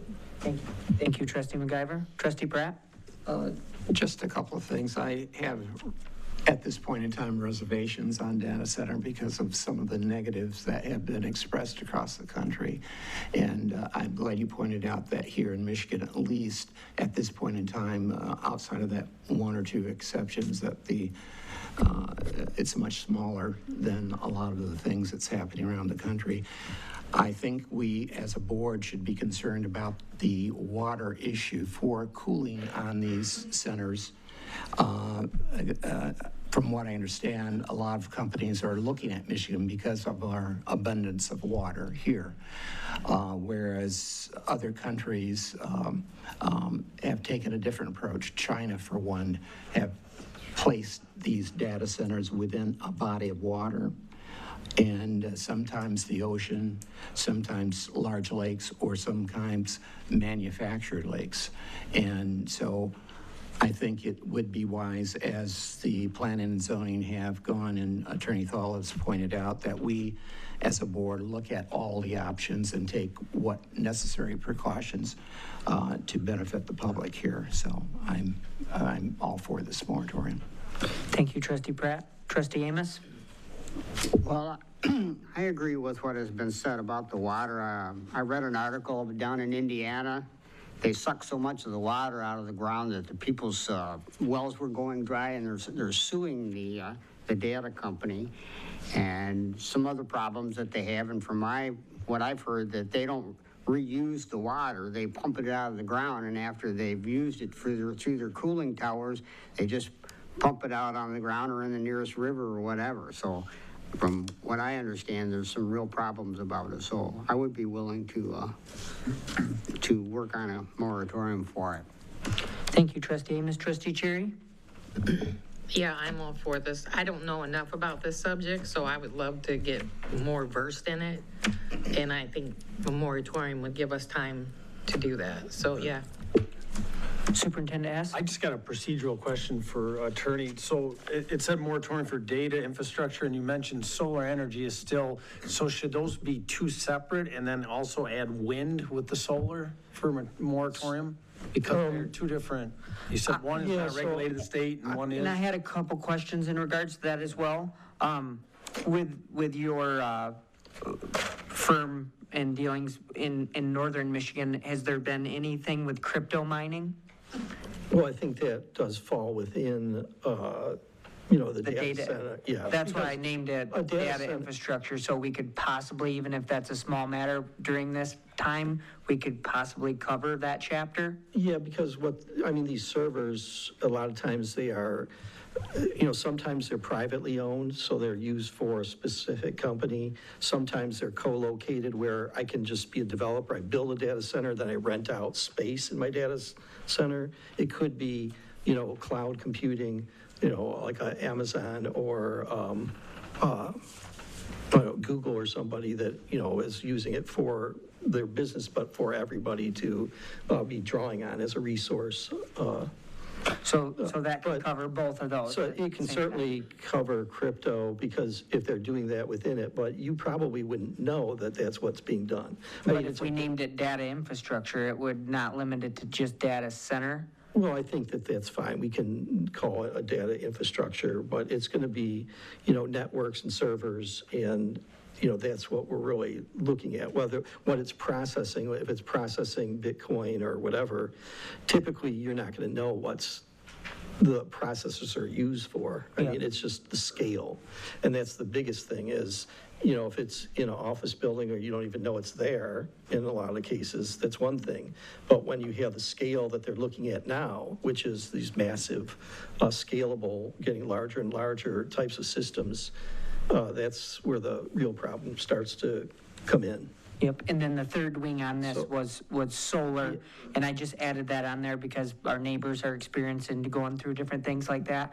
If we're gonna cover data centers and we're gonna branch into this stuff, and then we've covered battery energy storage, I just put that on there as something to discuss. Well, certainly, so that is a separate issue, and as we know, solar and wind are both issues on large scale where we can be preempted by the state. So, yeah, I mean, that's certainly something that we could look at doing, is also a moratorium on solar and wind, so that you can be looking at those issues and at your ordinances and see what type of revisions are needed to be made in that regard. And kind of protect yourself, at least on the surface, from somebody approaching regarding a solar project or wind project during that time.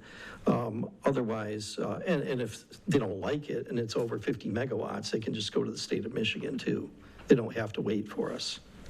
But it's not bad to have that in place, at least then, they know if they're trying to look here, it's going to be a bit, or they're going to have to just go to the state. Yeah, and I attended with Deputy Rockwell. We went to the House Oversight Committee in Lansing and sat in on the data center expert testimony and things like that.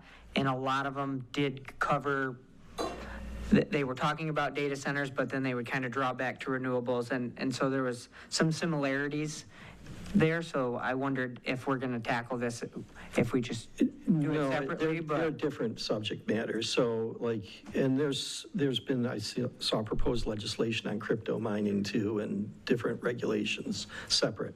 So I think you would take, we'd take the data center infrastructure. I mean, we could produce solar, but they'd be separate. Right, separate, but they would be talking about them separately, but then they would kind of have in their context of things to think about, like decommissioning and different things like that. That's where. Yeah, I mean, there's some similar things involved there, but you may want to end up, where you end up is either with a workable, as we talked about with battery storage, you have a workable ordinance or you just have a prohibitive ordinance. And if it's prohibitive, then they're just going to go to the state on, say, a solar project. Yeah, so perhaps this evening we could break it into maybe two motions for the board. One to authorize you to write a police power ordinance for data infrastructure, and then one to do it for solar energy projects separately, to see if the board supports that.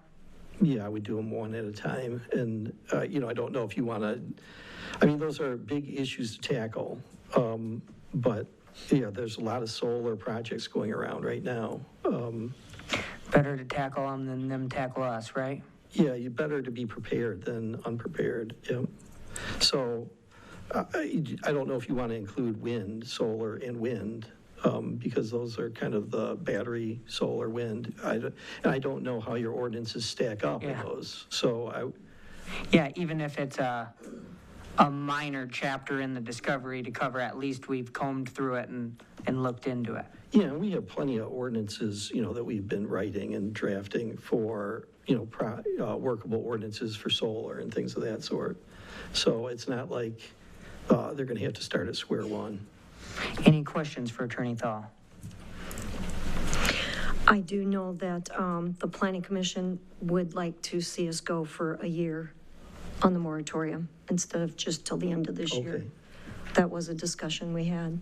And with the police power, would that need to be in the motion, directed police power for Yeah, a if year? you want to go, yeah, I mean, I'll draft it. If you tell me go a year, I'll draft it for a year. And, you'll get it in front of you. You can make whatever, you'll read it and you can tweak it any way the board wants. Any further board member questions?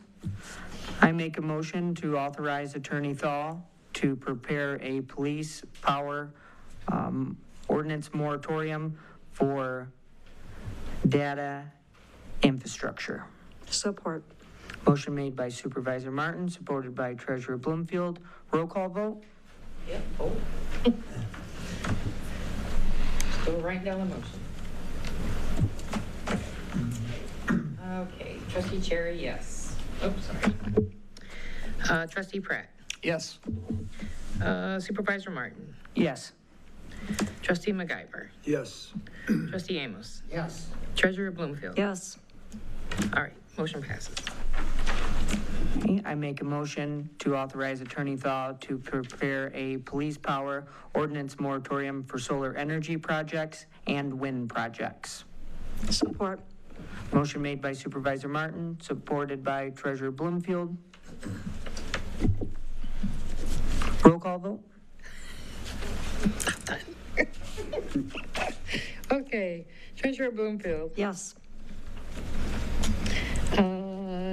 Trustee MacGyver. Yes. Trustee Cherry, yes. Trustee Pratt. Yes. Trustee Amos. Yes. Supervisor Martin. Yes. Poor Nicole, she's gonna have to really watch this back. And then Attorney Thal, you'll bring those ordinance moratoriums to the next board meeting? I can do that next week. Yep, thank you. All right, moving along to emergency siren update and discussion. I passed along some information from Finance Director Padgett. He broke down the sirens basically into, we had one discussion and it talked about sirens over the course of 1 year. We talked about sirens over the course of 2 years. And then we talked about perhaps the implementation of outdoor warning sirens over the course of 3 years.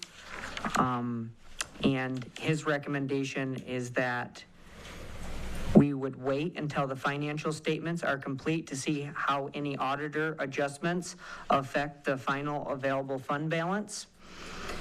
And so we've pretty much, in the board, and then we can put this information in the next board packet to continue with discussion, but the last meeting we discussed sirens.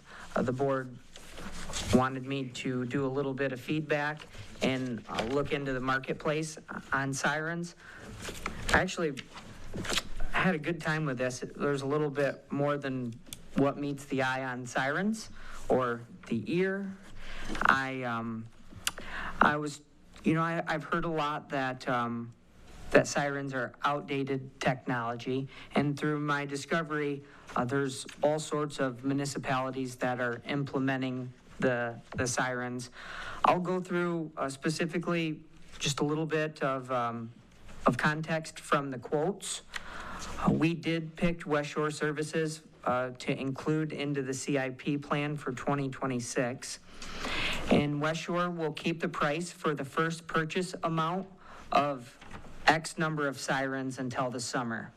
And so if the board decides to go with the implementation of 3 sirens, if we did it over the course of 3 years, it would be, we'd have to maybe pick up the 4th siren on year 3 or maybe even do it by 1 siren the 4th year, do 3, 3, and 3. But they will keep the price the same as they prepared for us last time when they came and presented until sometime this summer.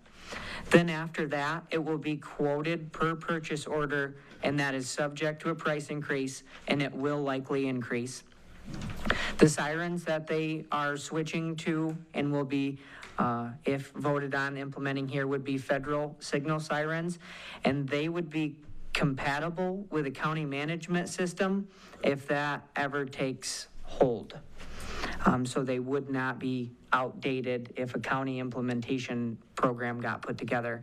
In this quote, we would have a two-way encoder that will receive a signal from the county to sound the sirens.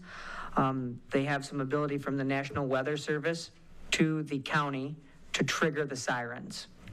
But then with a two-way encoder, we could also have a spot where we have to have a computer to monitor what they call the green bars. So all they would be asking us is to have a facility that would be staffed, that in case the bars aren't green anymore, that we would pick up the phone and call West Shore, but we would not be required to engage on the signal. But in the instance that there was not a signal that went off, we could, if somebody looked out in a field and seen a tornado before the countywide management, then the sirens could be triggered. The interesting part about that, through the multiple different municipalities that I spoke with, is that if you go with the county, you're subject to their standards of when they would do the signal. Some counties only signal for tornado, and other counties, they signal for wind and other storms, and then they have some variables like wind speed. So some will trigger their siren, their outdoor warning signals, at thresholds that are lower than what the National Weather Service would recommend. And yeah, so that's the central point for the computer. We could sound them in the instance of emergency if needed. Very good feedback in the marketplace among emergency managers, and it seemed like West Shore Services was the top one in the Midwest. And then as well as talking with Kalamazoo and Portage, for our county, they are familiar with West Shore and they also use West Shore. American Signal, I did receive their information quite a bit later than West Shore Services. So I've got a little bit more homework to do on that. That quote in comparison came to $338,000 and some change versus West Shore Services at $294. But to be fair, West Shore Services, if we implemented them, would have price fluctuations versus this quote from American Signal kind of already had legal calculations prorated through that. Then I'll just share a few things. There was Livonia. I talked to the emergency manager there. They have 19 sirens. Their community's 36 square miles. They trigger their sirens at a lower standard of 58 miles an hour for wind. And they had a specific instance. There was a football game and the sirens went off. Most of the emergency managers just mentioned that they use the outdoor warning sirens as a tool in the toolbox. It's not the one-all be-all. It's if you're outside and you don't happen to have a phone, or if you're outside and you're not paying attention to your phone, it's just added layers of measurement. And they mentioned that West Shore Services does a great job. They've never had any issues. When they need them, they get on it at a nominal cost, and they highly recommend the annual maintenance fee. Talked with the city of Detroit. They have a 20-year working relationship with West Shore Services, and I believe they were at greater than 58 sirens, and their emergency management from the public gets text messages from the public to thank them and support them when they set them off for testing. And they said that the community support has been great. They did spend a little bit more money on theirs. They implemented them on concrete poles, which would increase the cost of sirens by $7,000 per siren. So that's a significant cost. And they also have solar on top of their sirens. And it was just due to, unfortunately, what I was told was sometimes bills don't get paid at the proper time. So sirens were implemented with solar. That way they would always go off. And then the most interesting one that I talked to was from a place near Niles and it was in northern Indiana, and they have sunk $1.8 million into sirens. West Shore Services, they're so thankful that West Shore got the bid. They have early outdoor warning sirens. There's 67 of them. And the National Weather Service is tied directly to set their sirens off. And they are doing, they call them geocache, to set them off in certain quadrants. At one point, they had all their sirens refurbished, and they're now up to 72 sirens. They also did the concrete poles. They mentioned the awareness that we would need an FCC license for the signal, and that is provided in our quote. And they also have other layers that they've added into their siren program, like weather radios, but giant weather radios that are correlated on the same signal to set off. And so they have all their sirens, and then at schools and different vulnerable places, they have these giant weather radios, and then they go off on all the signal. So overall, so far, I've still got a lot more work that can be done on this, especially looking at the other company, but West Shore Services seemed to be a favorable one in the Midwest. Emergency managers were highly in favor, and they said that the residents were, the common theme that I got is that the residents were passionate about their outdoor warning signals. Any questions? Treasurer Bloomfield? No, thank you. Trustee MacGyver? No, that was very good, thanks. Trustee Pratt? Nothing at this time, thank you. Trustee Amos? No, I'm good. I think you did a good job. Thank you. Trustee Cherry? Definitely a good job. The question I had is, because I know this is coming out of the CIP, how many other projects do we have in the CIP, and how much funding is available? Because I think we should prioritize the projects, not that this isn't a priority, but not knowing what other projects are out there, it would kind of be nice to kind of get that information as well. Yes, so the board approved expenditures for 2026 are $3,815,235. The projected year-end fund balance for 2025, based upon estimated final revenue and expenditures, will be approximately almost 1.2 million, representing 31.4% of the 2026 annual expenditures. The board policy is to keep an unrestricted fund balance of at least 20% of annual expenditures. The township will have approximately $436,000 and some change available for capital projects not already budgeted. Based on this information, the township will have available funds to purchase the weather sirens in 2026 without putting itself in a negative financial position. The board also has the flexibility to phase the purchase over 2 or 3 years if revenues continue to outpace expenses and fund balances continue to increase, the available fund balance is not exhausted on other projects, and the price of the sirens can be locked in or does not otherwise significantly change. And so perhaps the idea of the 3-year implementation is a little softer at it than the 1 year. But if we have any further questions between Superintendent Hess, I did ask before the board meeting that we voted for the 2026 CIP funds.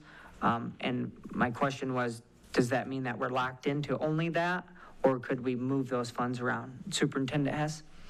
Well, I think originally in the budget was a parks project, and I don't have the budget in front of me. So the CIP is a moving target or moving I guess you'd say projects. So when it's in the CIP for 2026, doesn't mean, if the funds are available, everything gets moved, we move some down. I think what Brett was saying here is with his preliminary estimate, and as Supervisor Martin read that there would be funding, but I think Brett wanted to wait to make sure the auditors, there wasn't anything that they saw that was, that could jeopardize the funding at that point. I think that's what he explained to. And at what time typically is that finished? The pre-audit is when, so it's typically going to be, let's see, after conference is when they gather all the information, so probably May is a good. And West Shore mentioned sometime June, July would be pushing it because they're going to receive a price increase right now. But to help us get over the hump to get started, and then as a board, and perhaps looking with Brett and Superintendent Hess, maybe we don't have to do it over 3 years because there's some numbers in what that price increase is going to be if we just, only do 3, and then the next set of 3s, even more money, and then the next set of 3s, even more. So I did see in the agenda packet, there was the CIP projects, and there was the mandatory election equipment. So I think that. Yeah, that's still an unknown. That's the only piece. So that was my idea. Instead of 1 year, 2 years, maybe just having board discussion, not asking for any action this evening. I still feel that I have a whole list of phone numbers to go through. I've called a lot of them, but they're not always readily available to speak when you call them. So I could do more research, but, getting the wheels on the bus going, maybe to at least implement some, and then we would identify maybe what our most vulnerable areas to implement the first 3 would be, maybe near a high school where there's a football game, near a park, something like that. Winky, Merrill, Private Horse. Yeah, and we have a map as well that we can circle back to the agenda, and then they identified them as priority, but ultimately, if we're the board and spending the money, we can also decide which areas we'd want to put them.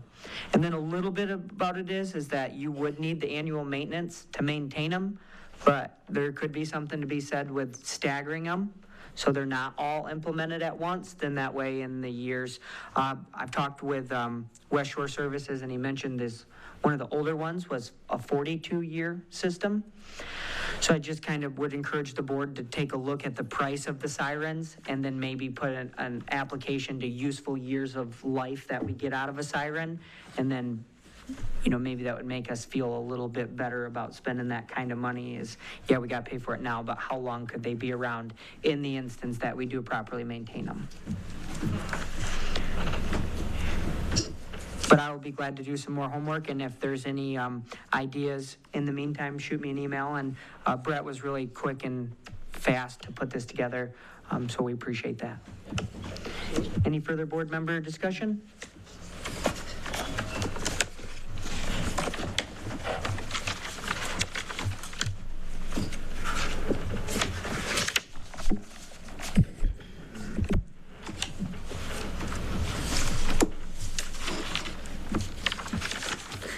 We'll be moving along to superintendent report. I'll put the road contract first so it's fresh on everybody's mind. Any questions on that?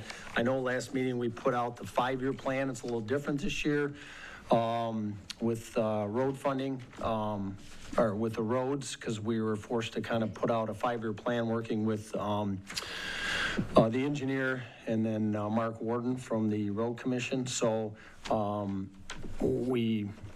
those roads are always chameleons because sometimes they'll change. If one road needs it over the other coming spring, we may have to change some of those roads because of the conditions that this winter has caused them.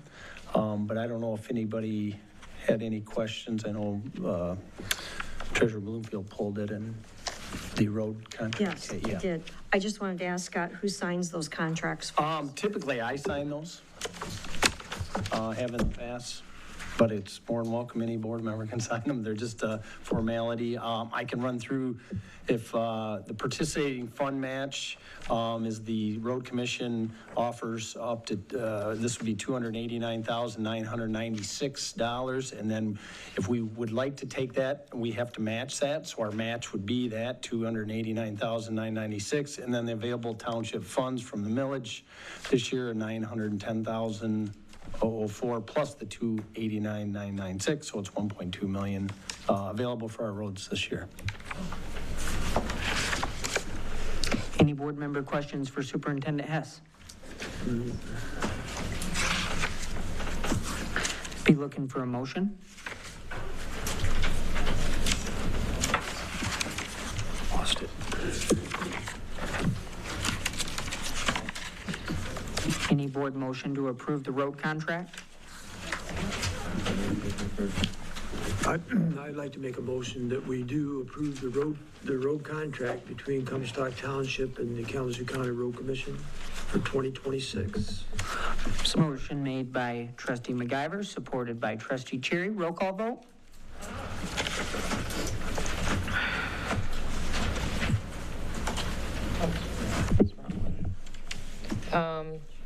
Treasurer Bloomfield. No. Trustee Amos. No. Trustee Cherry, yes. Trustee Pratt. Yes. Supervisor Martin. No. Trustee MacGyver. Yes? Okay. 3 and 3.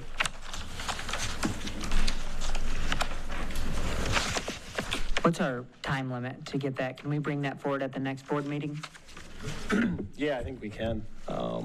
We just have to have it in sooner or later to hold lock pricing, so.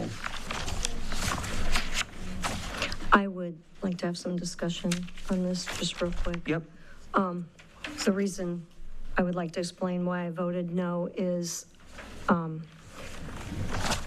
pending that we just received tonight as we came into the board meeting, the legal written opinion from our attorney, and none of us have had a chance to read it. And with my statutory duties, I do not feel comfortable knowing for sure who's signing the contract, and that is why I voted no. Thank you, Treasurer Bloomfield. Any further board discussion? Moving along to the asset disposal for 2009 Tahoe. Yeah, we obtained this Tahoe through the fire department. We used it a few years. This Tahoe, about 17 years old, but it's probably due. We're not utilizing that. That is the oldest unit here at the township. For township business, we do still have 3 other units. So I'm asking the board to authorize me to probably list it, put it on Biddergy, or just to dispose of it. Typically, we do Biddergy, seem to get the best for our buck there because it is a converted unit, so it still has some cages in it and whatsoever, and it's hard to sell just on the open market because it looks like an old fire rescue unit, so. Looking for a motion.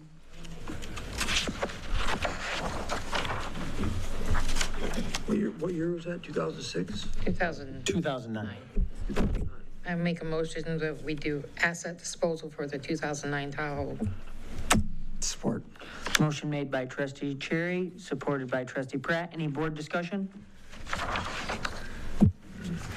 All in favor, say aye. Aye. Opposed? Opposed. Moving along to the ordinance report.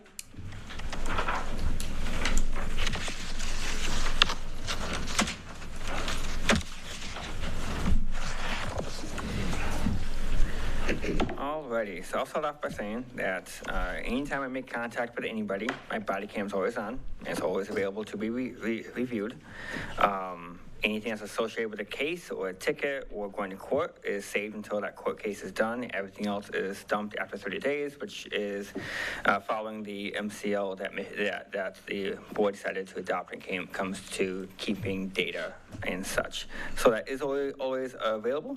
I'm a pretty easy guy. There's a few houses I've been threatened at and I still go back to, and I'm still willing to work with people. So if somebody does have a problem, they can reach out to me, talk with me, or they can talk with Scott, and we are very open people. So for this month, I went to court twice, wrote 5 citations. I had 17 complaints come through. I gave 13 warnings, found out of those 17, 4 of them had no violations. I found 6 violations. 3 of them were dangerous buildings that we did end up having to condemn. 16 of those violations did comply with our request. I have 3 open cases for this month, and we did 3 PMIs on top of that. Any questions? If we have none on that one, I'll move over to a property that I've been getting a lot of questions asked. 5015 Gall Road, the old gas station up on Gall Road. I've had 13 people since today from 2 Fridays ago asking about that property, both Comstock Township and Kalamazoo Township. So hopefully Kalamazoo people, Township are also watching this. So that property, we've gone to court. I went to court with 2 weeks ago. They have until March 15th to demo the building. It has to be on the ground by March 15th. If not, I get to do it, or the township gets to do it. So that's where we're at with that property. And March 15th is the deadline. As far as me actually being able to tear it down afterwards, I'll get with consumers and pitch, and hopefully within 30 days of the March 15th, it'll be on the ground. Any questions? Any questions for Dakota? Sweet. Thank you, Dakota. Thank you. Superintendent report? Yeah, just a couple things. I answered some of the questions the board, the audience would like answered because it was on my reports, but March 2nd, next meeting, the land bank will be here with the county treasurer to discuss our Lombard property and how we can partner with that to move that project forward. And then also, Mary Balkma might be here because she was part of the funding on the initial investment on that. Reminder of the board, I believe most are going to the conference. And so I think the board will probably, that's the week of April 20th, and we have a meeting. So just kind of keep that in mind, maybe to reschedule that meeting before or after, because that meeting will have to be canceled if the board is all up there. Okay. So if you could kind of put that down in your notes. I would just want to echo a little bit what our ordinance officer said. We are available. My office is always open. I do get a lot of calls to answer questions for administrative level. I know Shiloh was brought up. Brett and I did go with Jill from Southwest Michigan First, and Mr. Pratt actually was invited a while back. They really were looking to they were losing some contracts, trying to find out how they could gain some state funding to retool for a project for an electric car.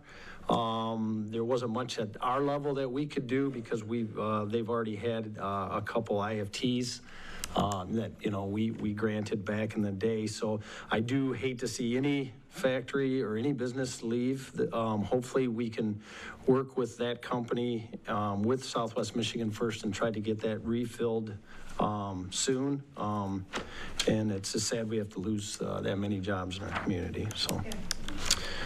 Any other questions, board members? Thank you. Thank you.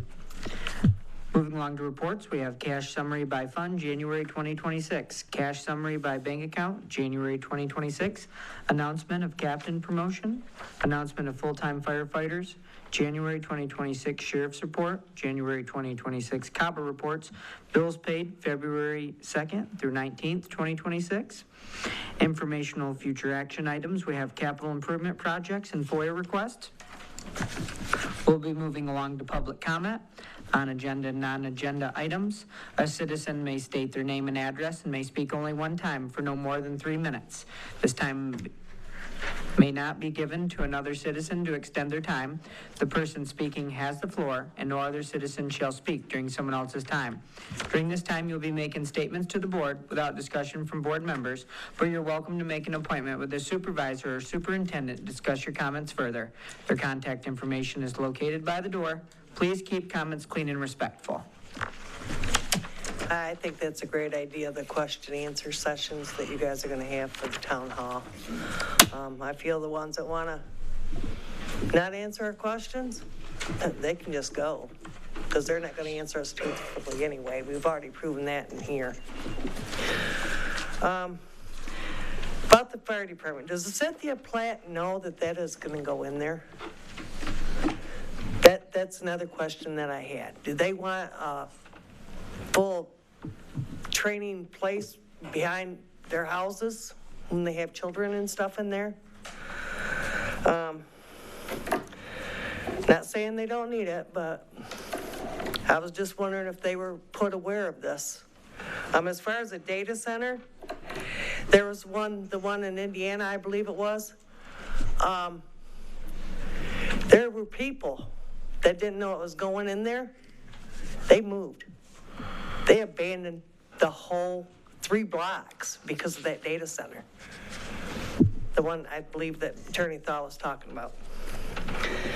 They didn't know anything about it, but they evacuated.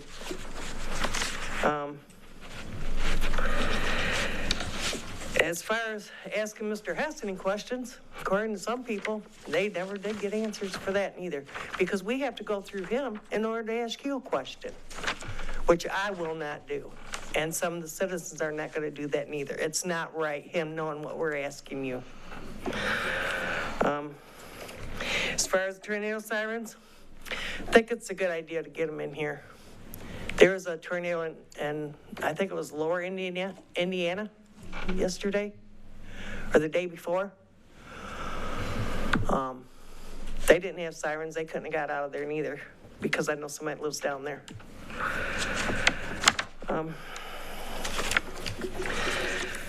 But this harassment's got to stop. It really does. I'm trying my best. But the more dishonest you are with the citizens and stuff like that, and bringing up court cases which should not be brought up in here, which are separate. This is why, it's nobody's business but yours. It never should have been brought up about Sandy. Never should have been brought up about Ben. Shouldn't be brought up about nobody. It shouldn't have anything to do with their standing on this board. Thank you. Thank you, ma'am.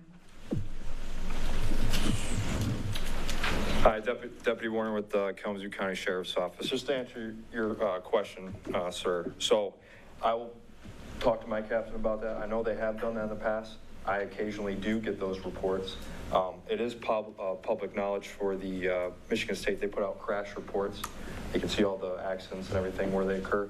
But I'd also like to see those statistics, because I only work 15, 14 days out of the month, so I don't know what's going on in Comstock Township. But I am one of your guys' deputies. I'm here, I work the night shift, 7 to 7.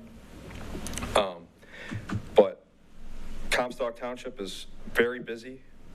There's a lot of stuff going on, lots of call for service, not saying crimes, but just it's a very public, there's a big community, along with Oshtemo. I know there's a contract over there with the sheriff's office as well.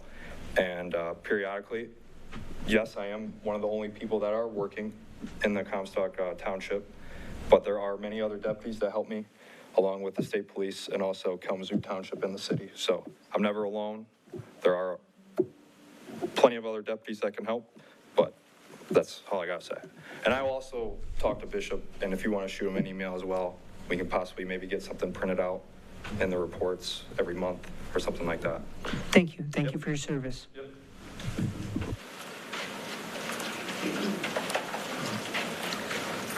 Hi. First of all, I do have a screenshot if anyone wants to see that Mr. Bellis indeed is the one that brought up the Epstein files. However, that's not what I'm here to say. Tammy, believe it or not, I absolutely agree with you.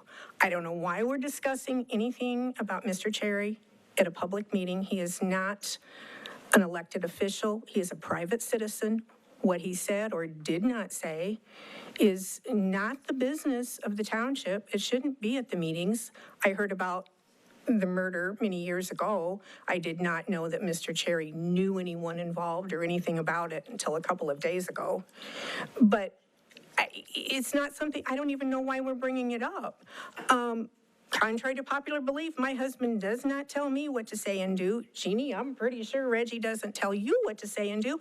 I doubt Christy tells her husband what to say and do. People are married. They're not responsible for what their spouses do.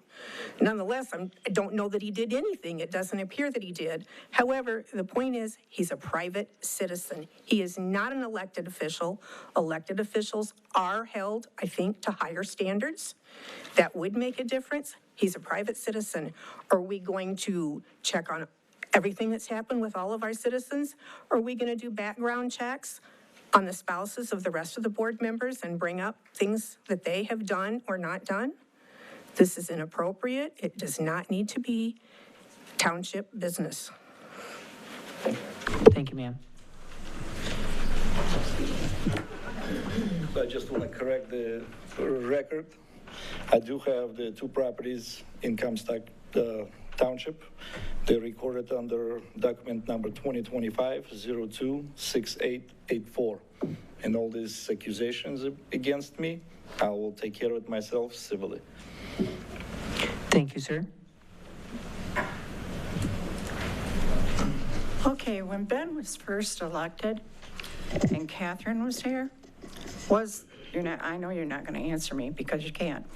I do believe that there was a thing stated that his property and what goes on at his farm was not to be brought up at these meetings. None of it.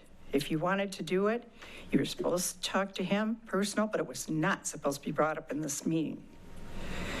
And that I've heard, seen, and they just splatter him all over the place. And until you know Ben, or you go up to his property and you enjoy yourself, maybe you shouldn't judge the way you're doing it.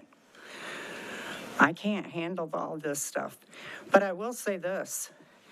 We still have a division in Comstock. Those of you that are over the tracks, and those of us that are on the other side of the tracks, you act like we don't exist. Well, we got a little bit more knowledge than you think we do. But I'm tired of hearing Ben's farm knocked. It's not supposed to be brought here to the township meeting. That's all I've got to say. Thank you. Thank you, ma'am.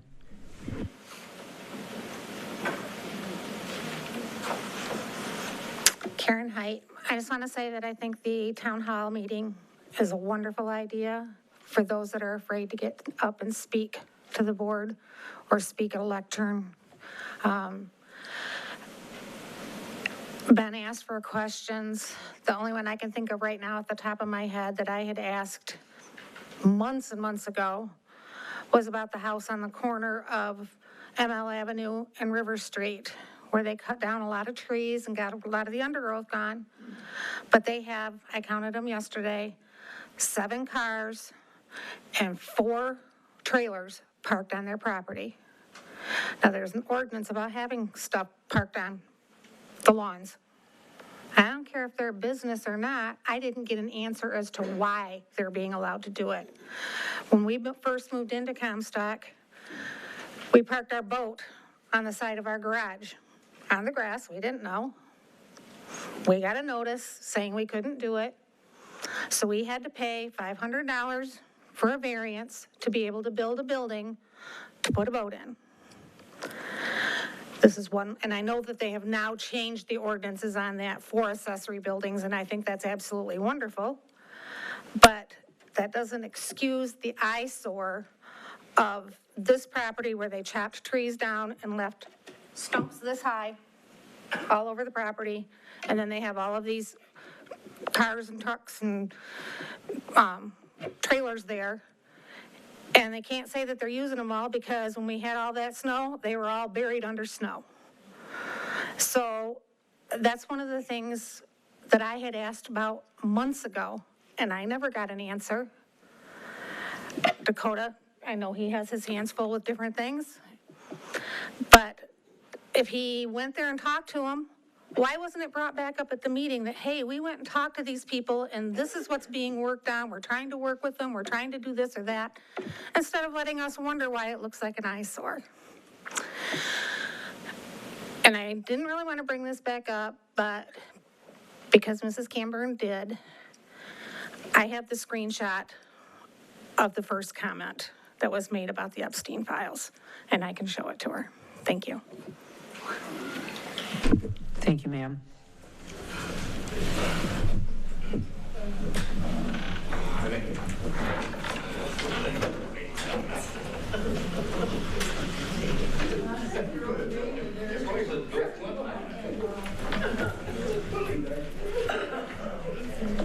John Charlie.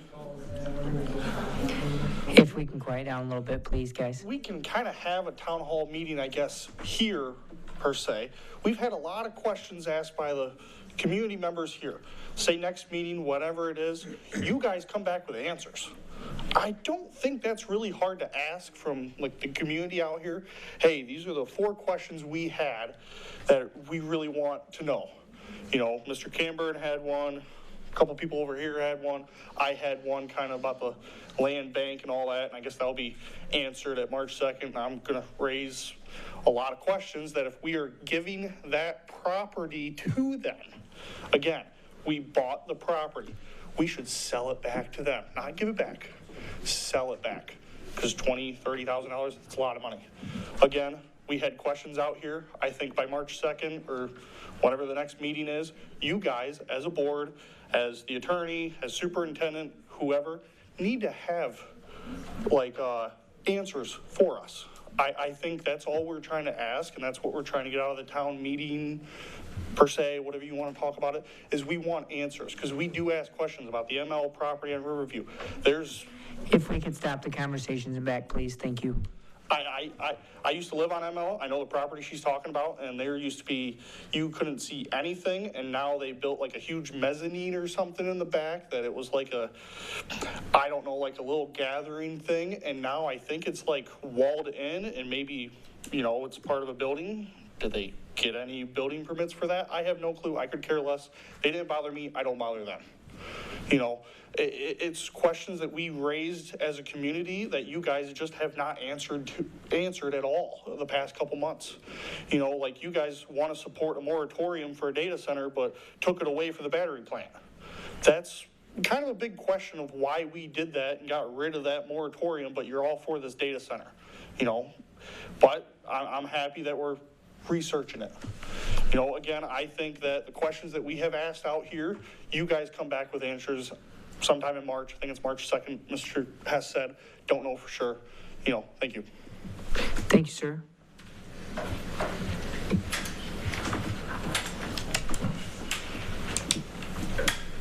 Guess I'm a bit confused, Tim Kearney.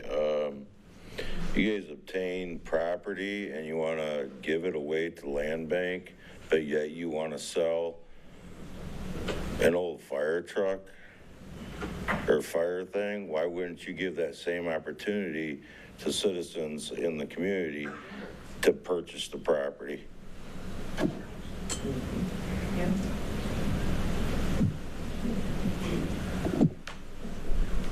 It's an asset. Thank you, sir.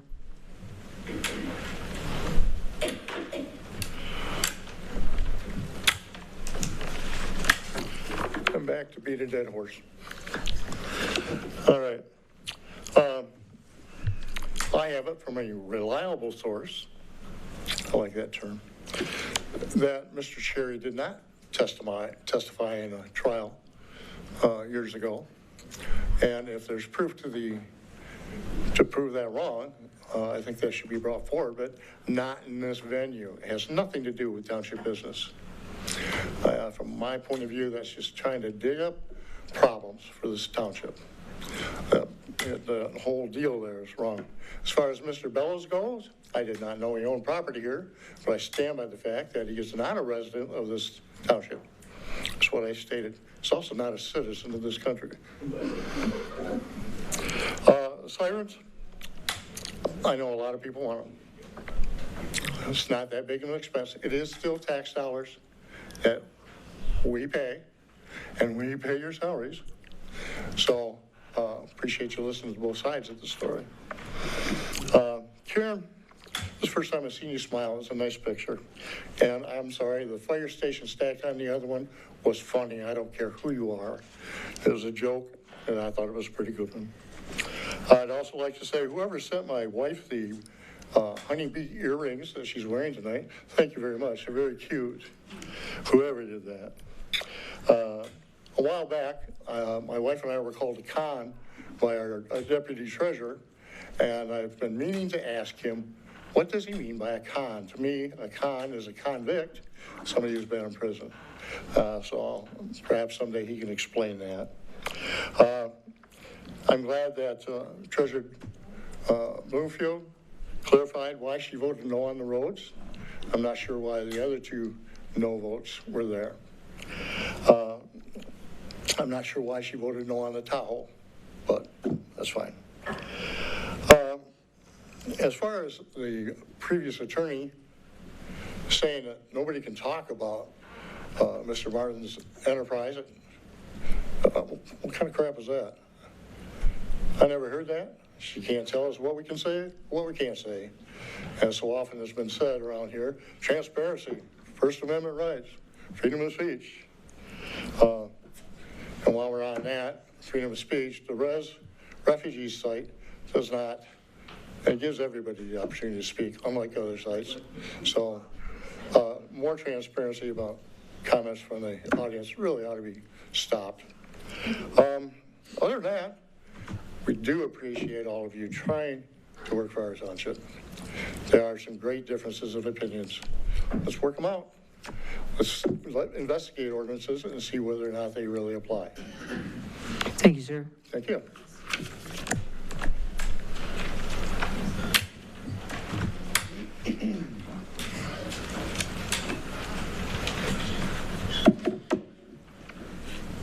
Good evening. My name is Autumn Smith, and I want to be very clear about something that seems to be getting lost here. This township has made itself newsworthy, not me. Community and political behavior do not become part of the news because someone just writes about them. They become part of the news because of what elected officials do, how they behave, and how they govern. And when an entire township board becomes subject to recall, that is not routine government. That is public crisis, and crisis are news. Public disputes, ethical concerns, retaliation against critics, closed ranks, and attempts to control narrative instead of addressing substance are exactly the kind of things that journalists are expected to cover. That's not bias, that's accountability. Let's be honest, when a whole board is facing recall, every meeting, every vote, every confrontation, and every attempt to silence criticism becomes relevant. In fact, it becomes amplified. This is no longer small town business as usual. This is a breakdown of public trust playing out in real time. Calling this coverage inappropriate or unfair doesn't make it disappear. It only reinforces why it's being covered in the first place. Public officials do not get to decide when scrutiny is justified. The public does. If this board is uncomfortable with attention, or people in the crowd are uncomfortable with the attention it's getting, the solution is not to attack the press or the people documenting what is happening. The solution is to ask, why are so many people and residents believe that recall is necessary, and to change the course accordingly. Sunlight isn't the problem here. Transparency isn't the problem here. Reporting on public conduct isn't the problem here. The problem is behavior that cannot withstand public scrutiny. A town facing a full board recall should expect oversight, documentation, and public discussion and scrutiny. This is how democracy works. If this board wants fewer headlines, then it needs to give the community fewer reasons to question its leadership. Until then, these issues will remain newsworthy because the consequences are real, the stakes are high, and the public deserves to know. Thank you. Thank you, ma'am.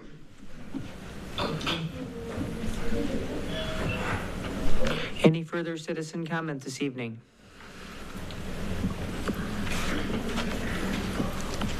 Yeah, I just wanted to talk a bit about the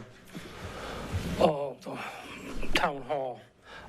On the surface, that sounds like a good idea. And had all that has transpired prior to now had not have happened, it would have been a wonderful idea, I believe. But now that we've got a township supervisor who has sued the board, both some present and past, and a secretary or tech treasurer that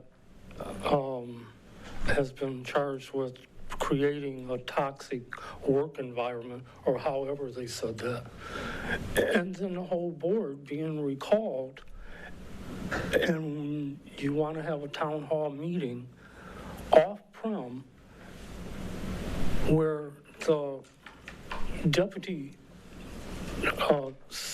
treasurer resides, pretty much. I don't think it's right. I think you all remember cold and coffee. I think I was the only one that came to that and talked to the planning commission and the ordinance officer. I don't know how it's going to work, but I myself wouldn't be comfortable coming to something like that. Not now, maybe later.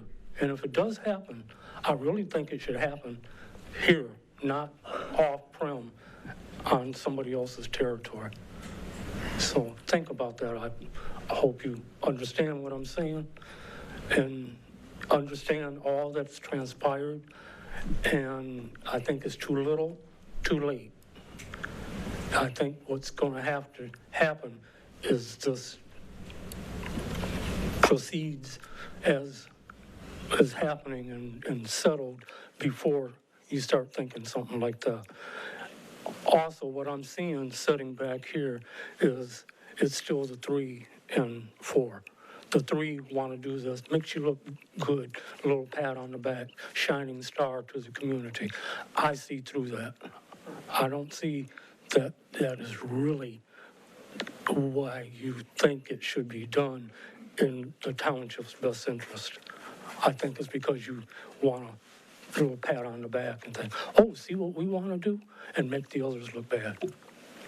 So, thank you. Thank you, sir. Any further citizen comment this evening?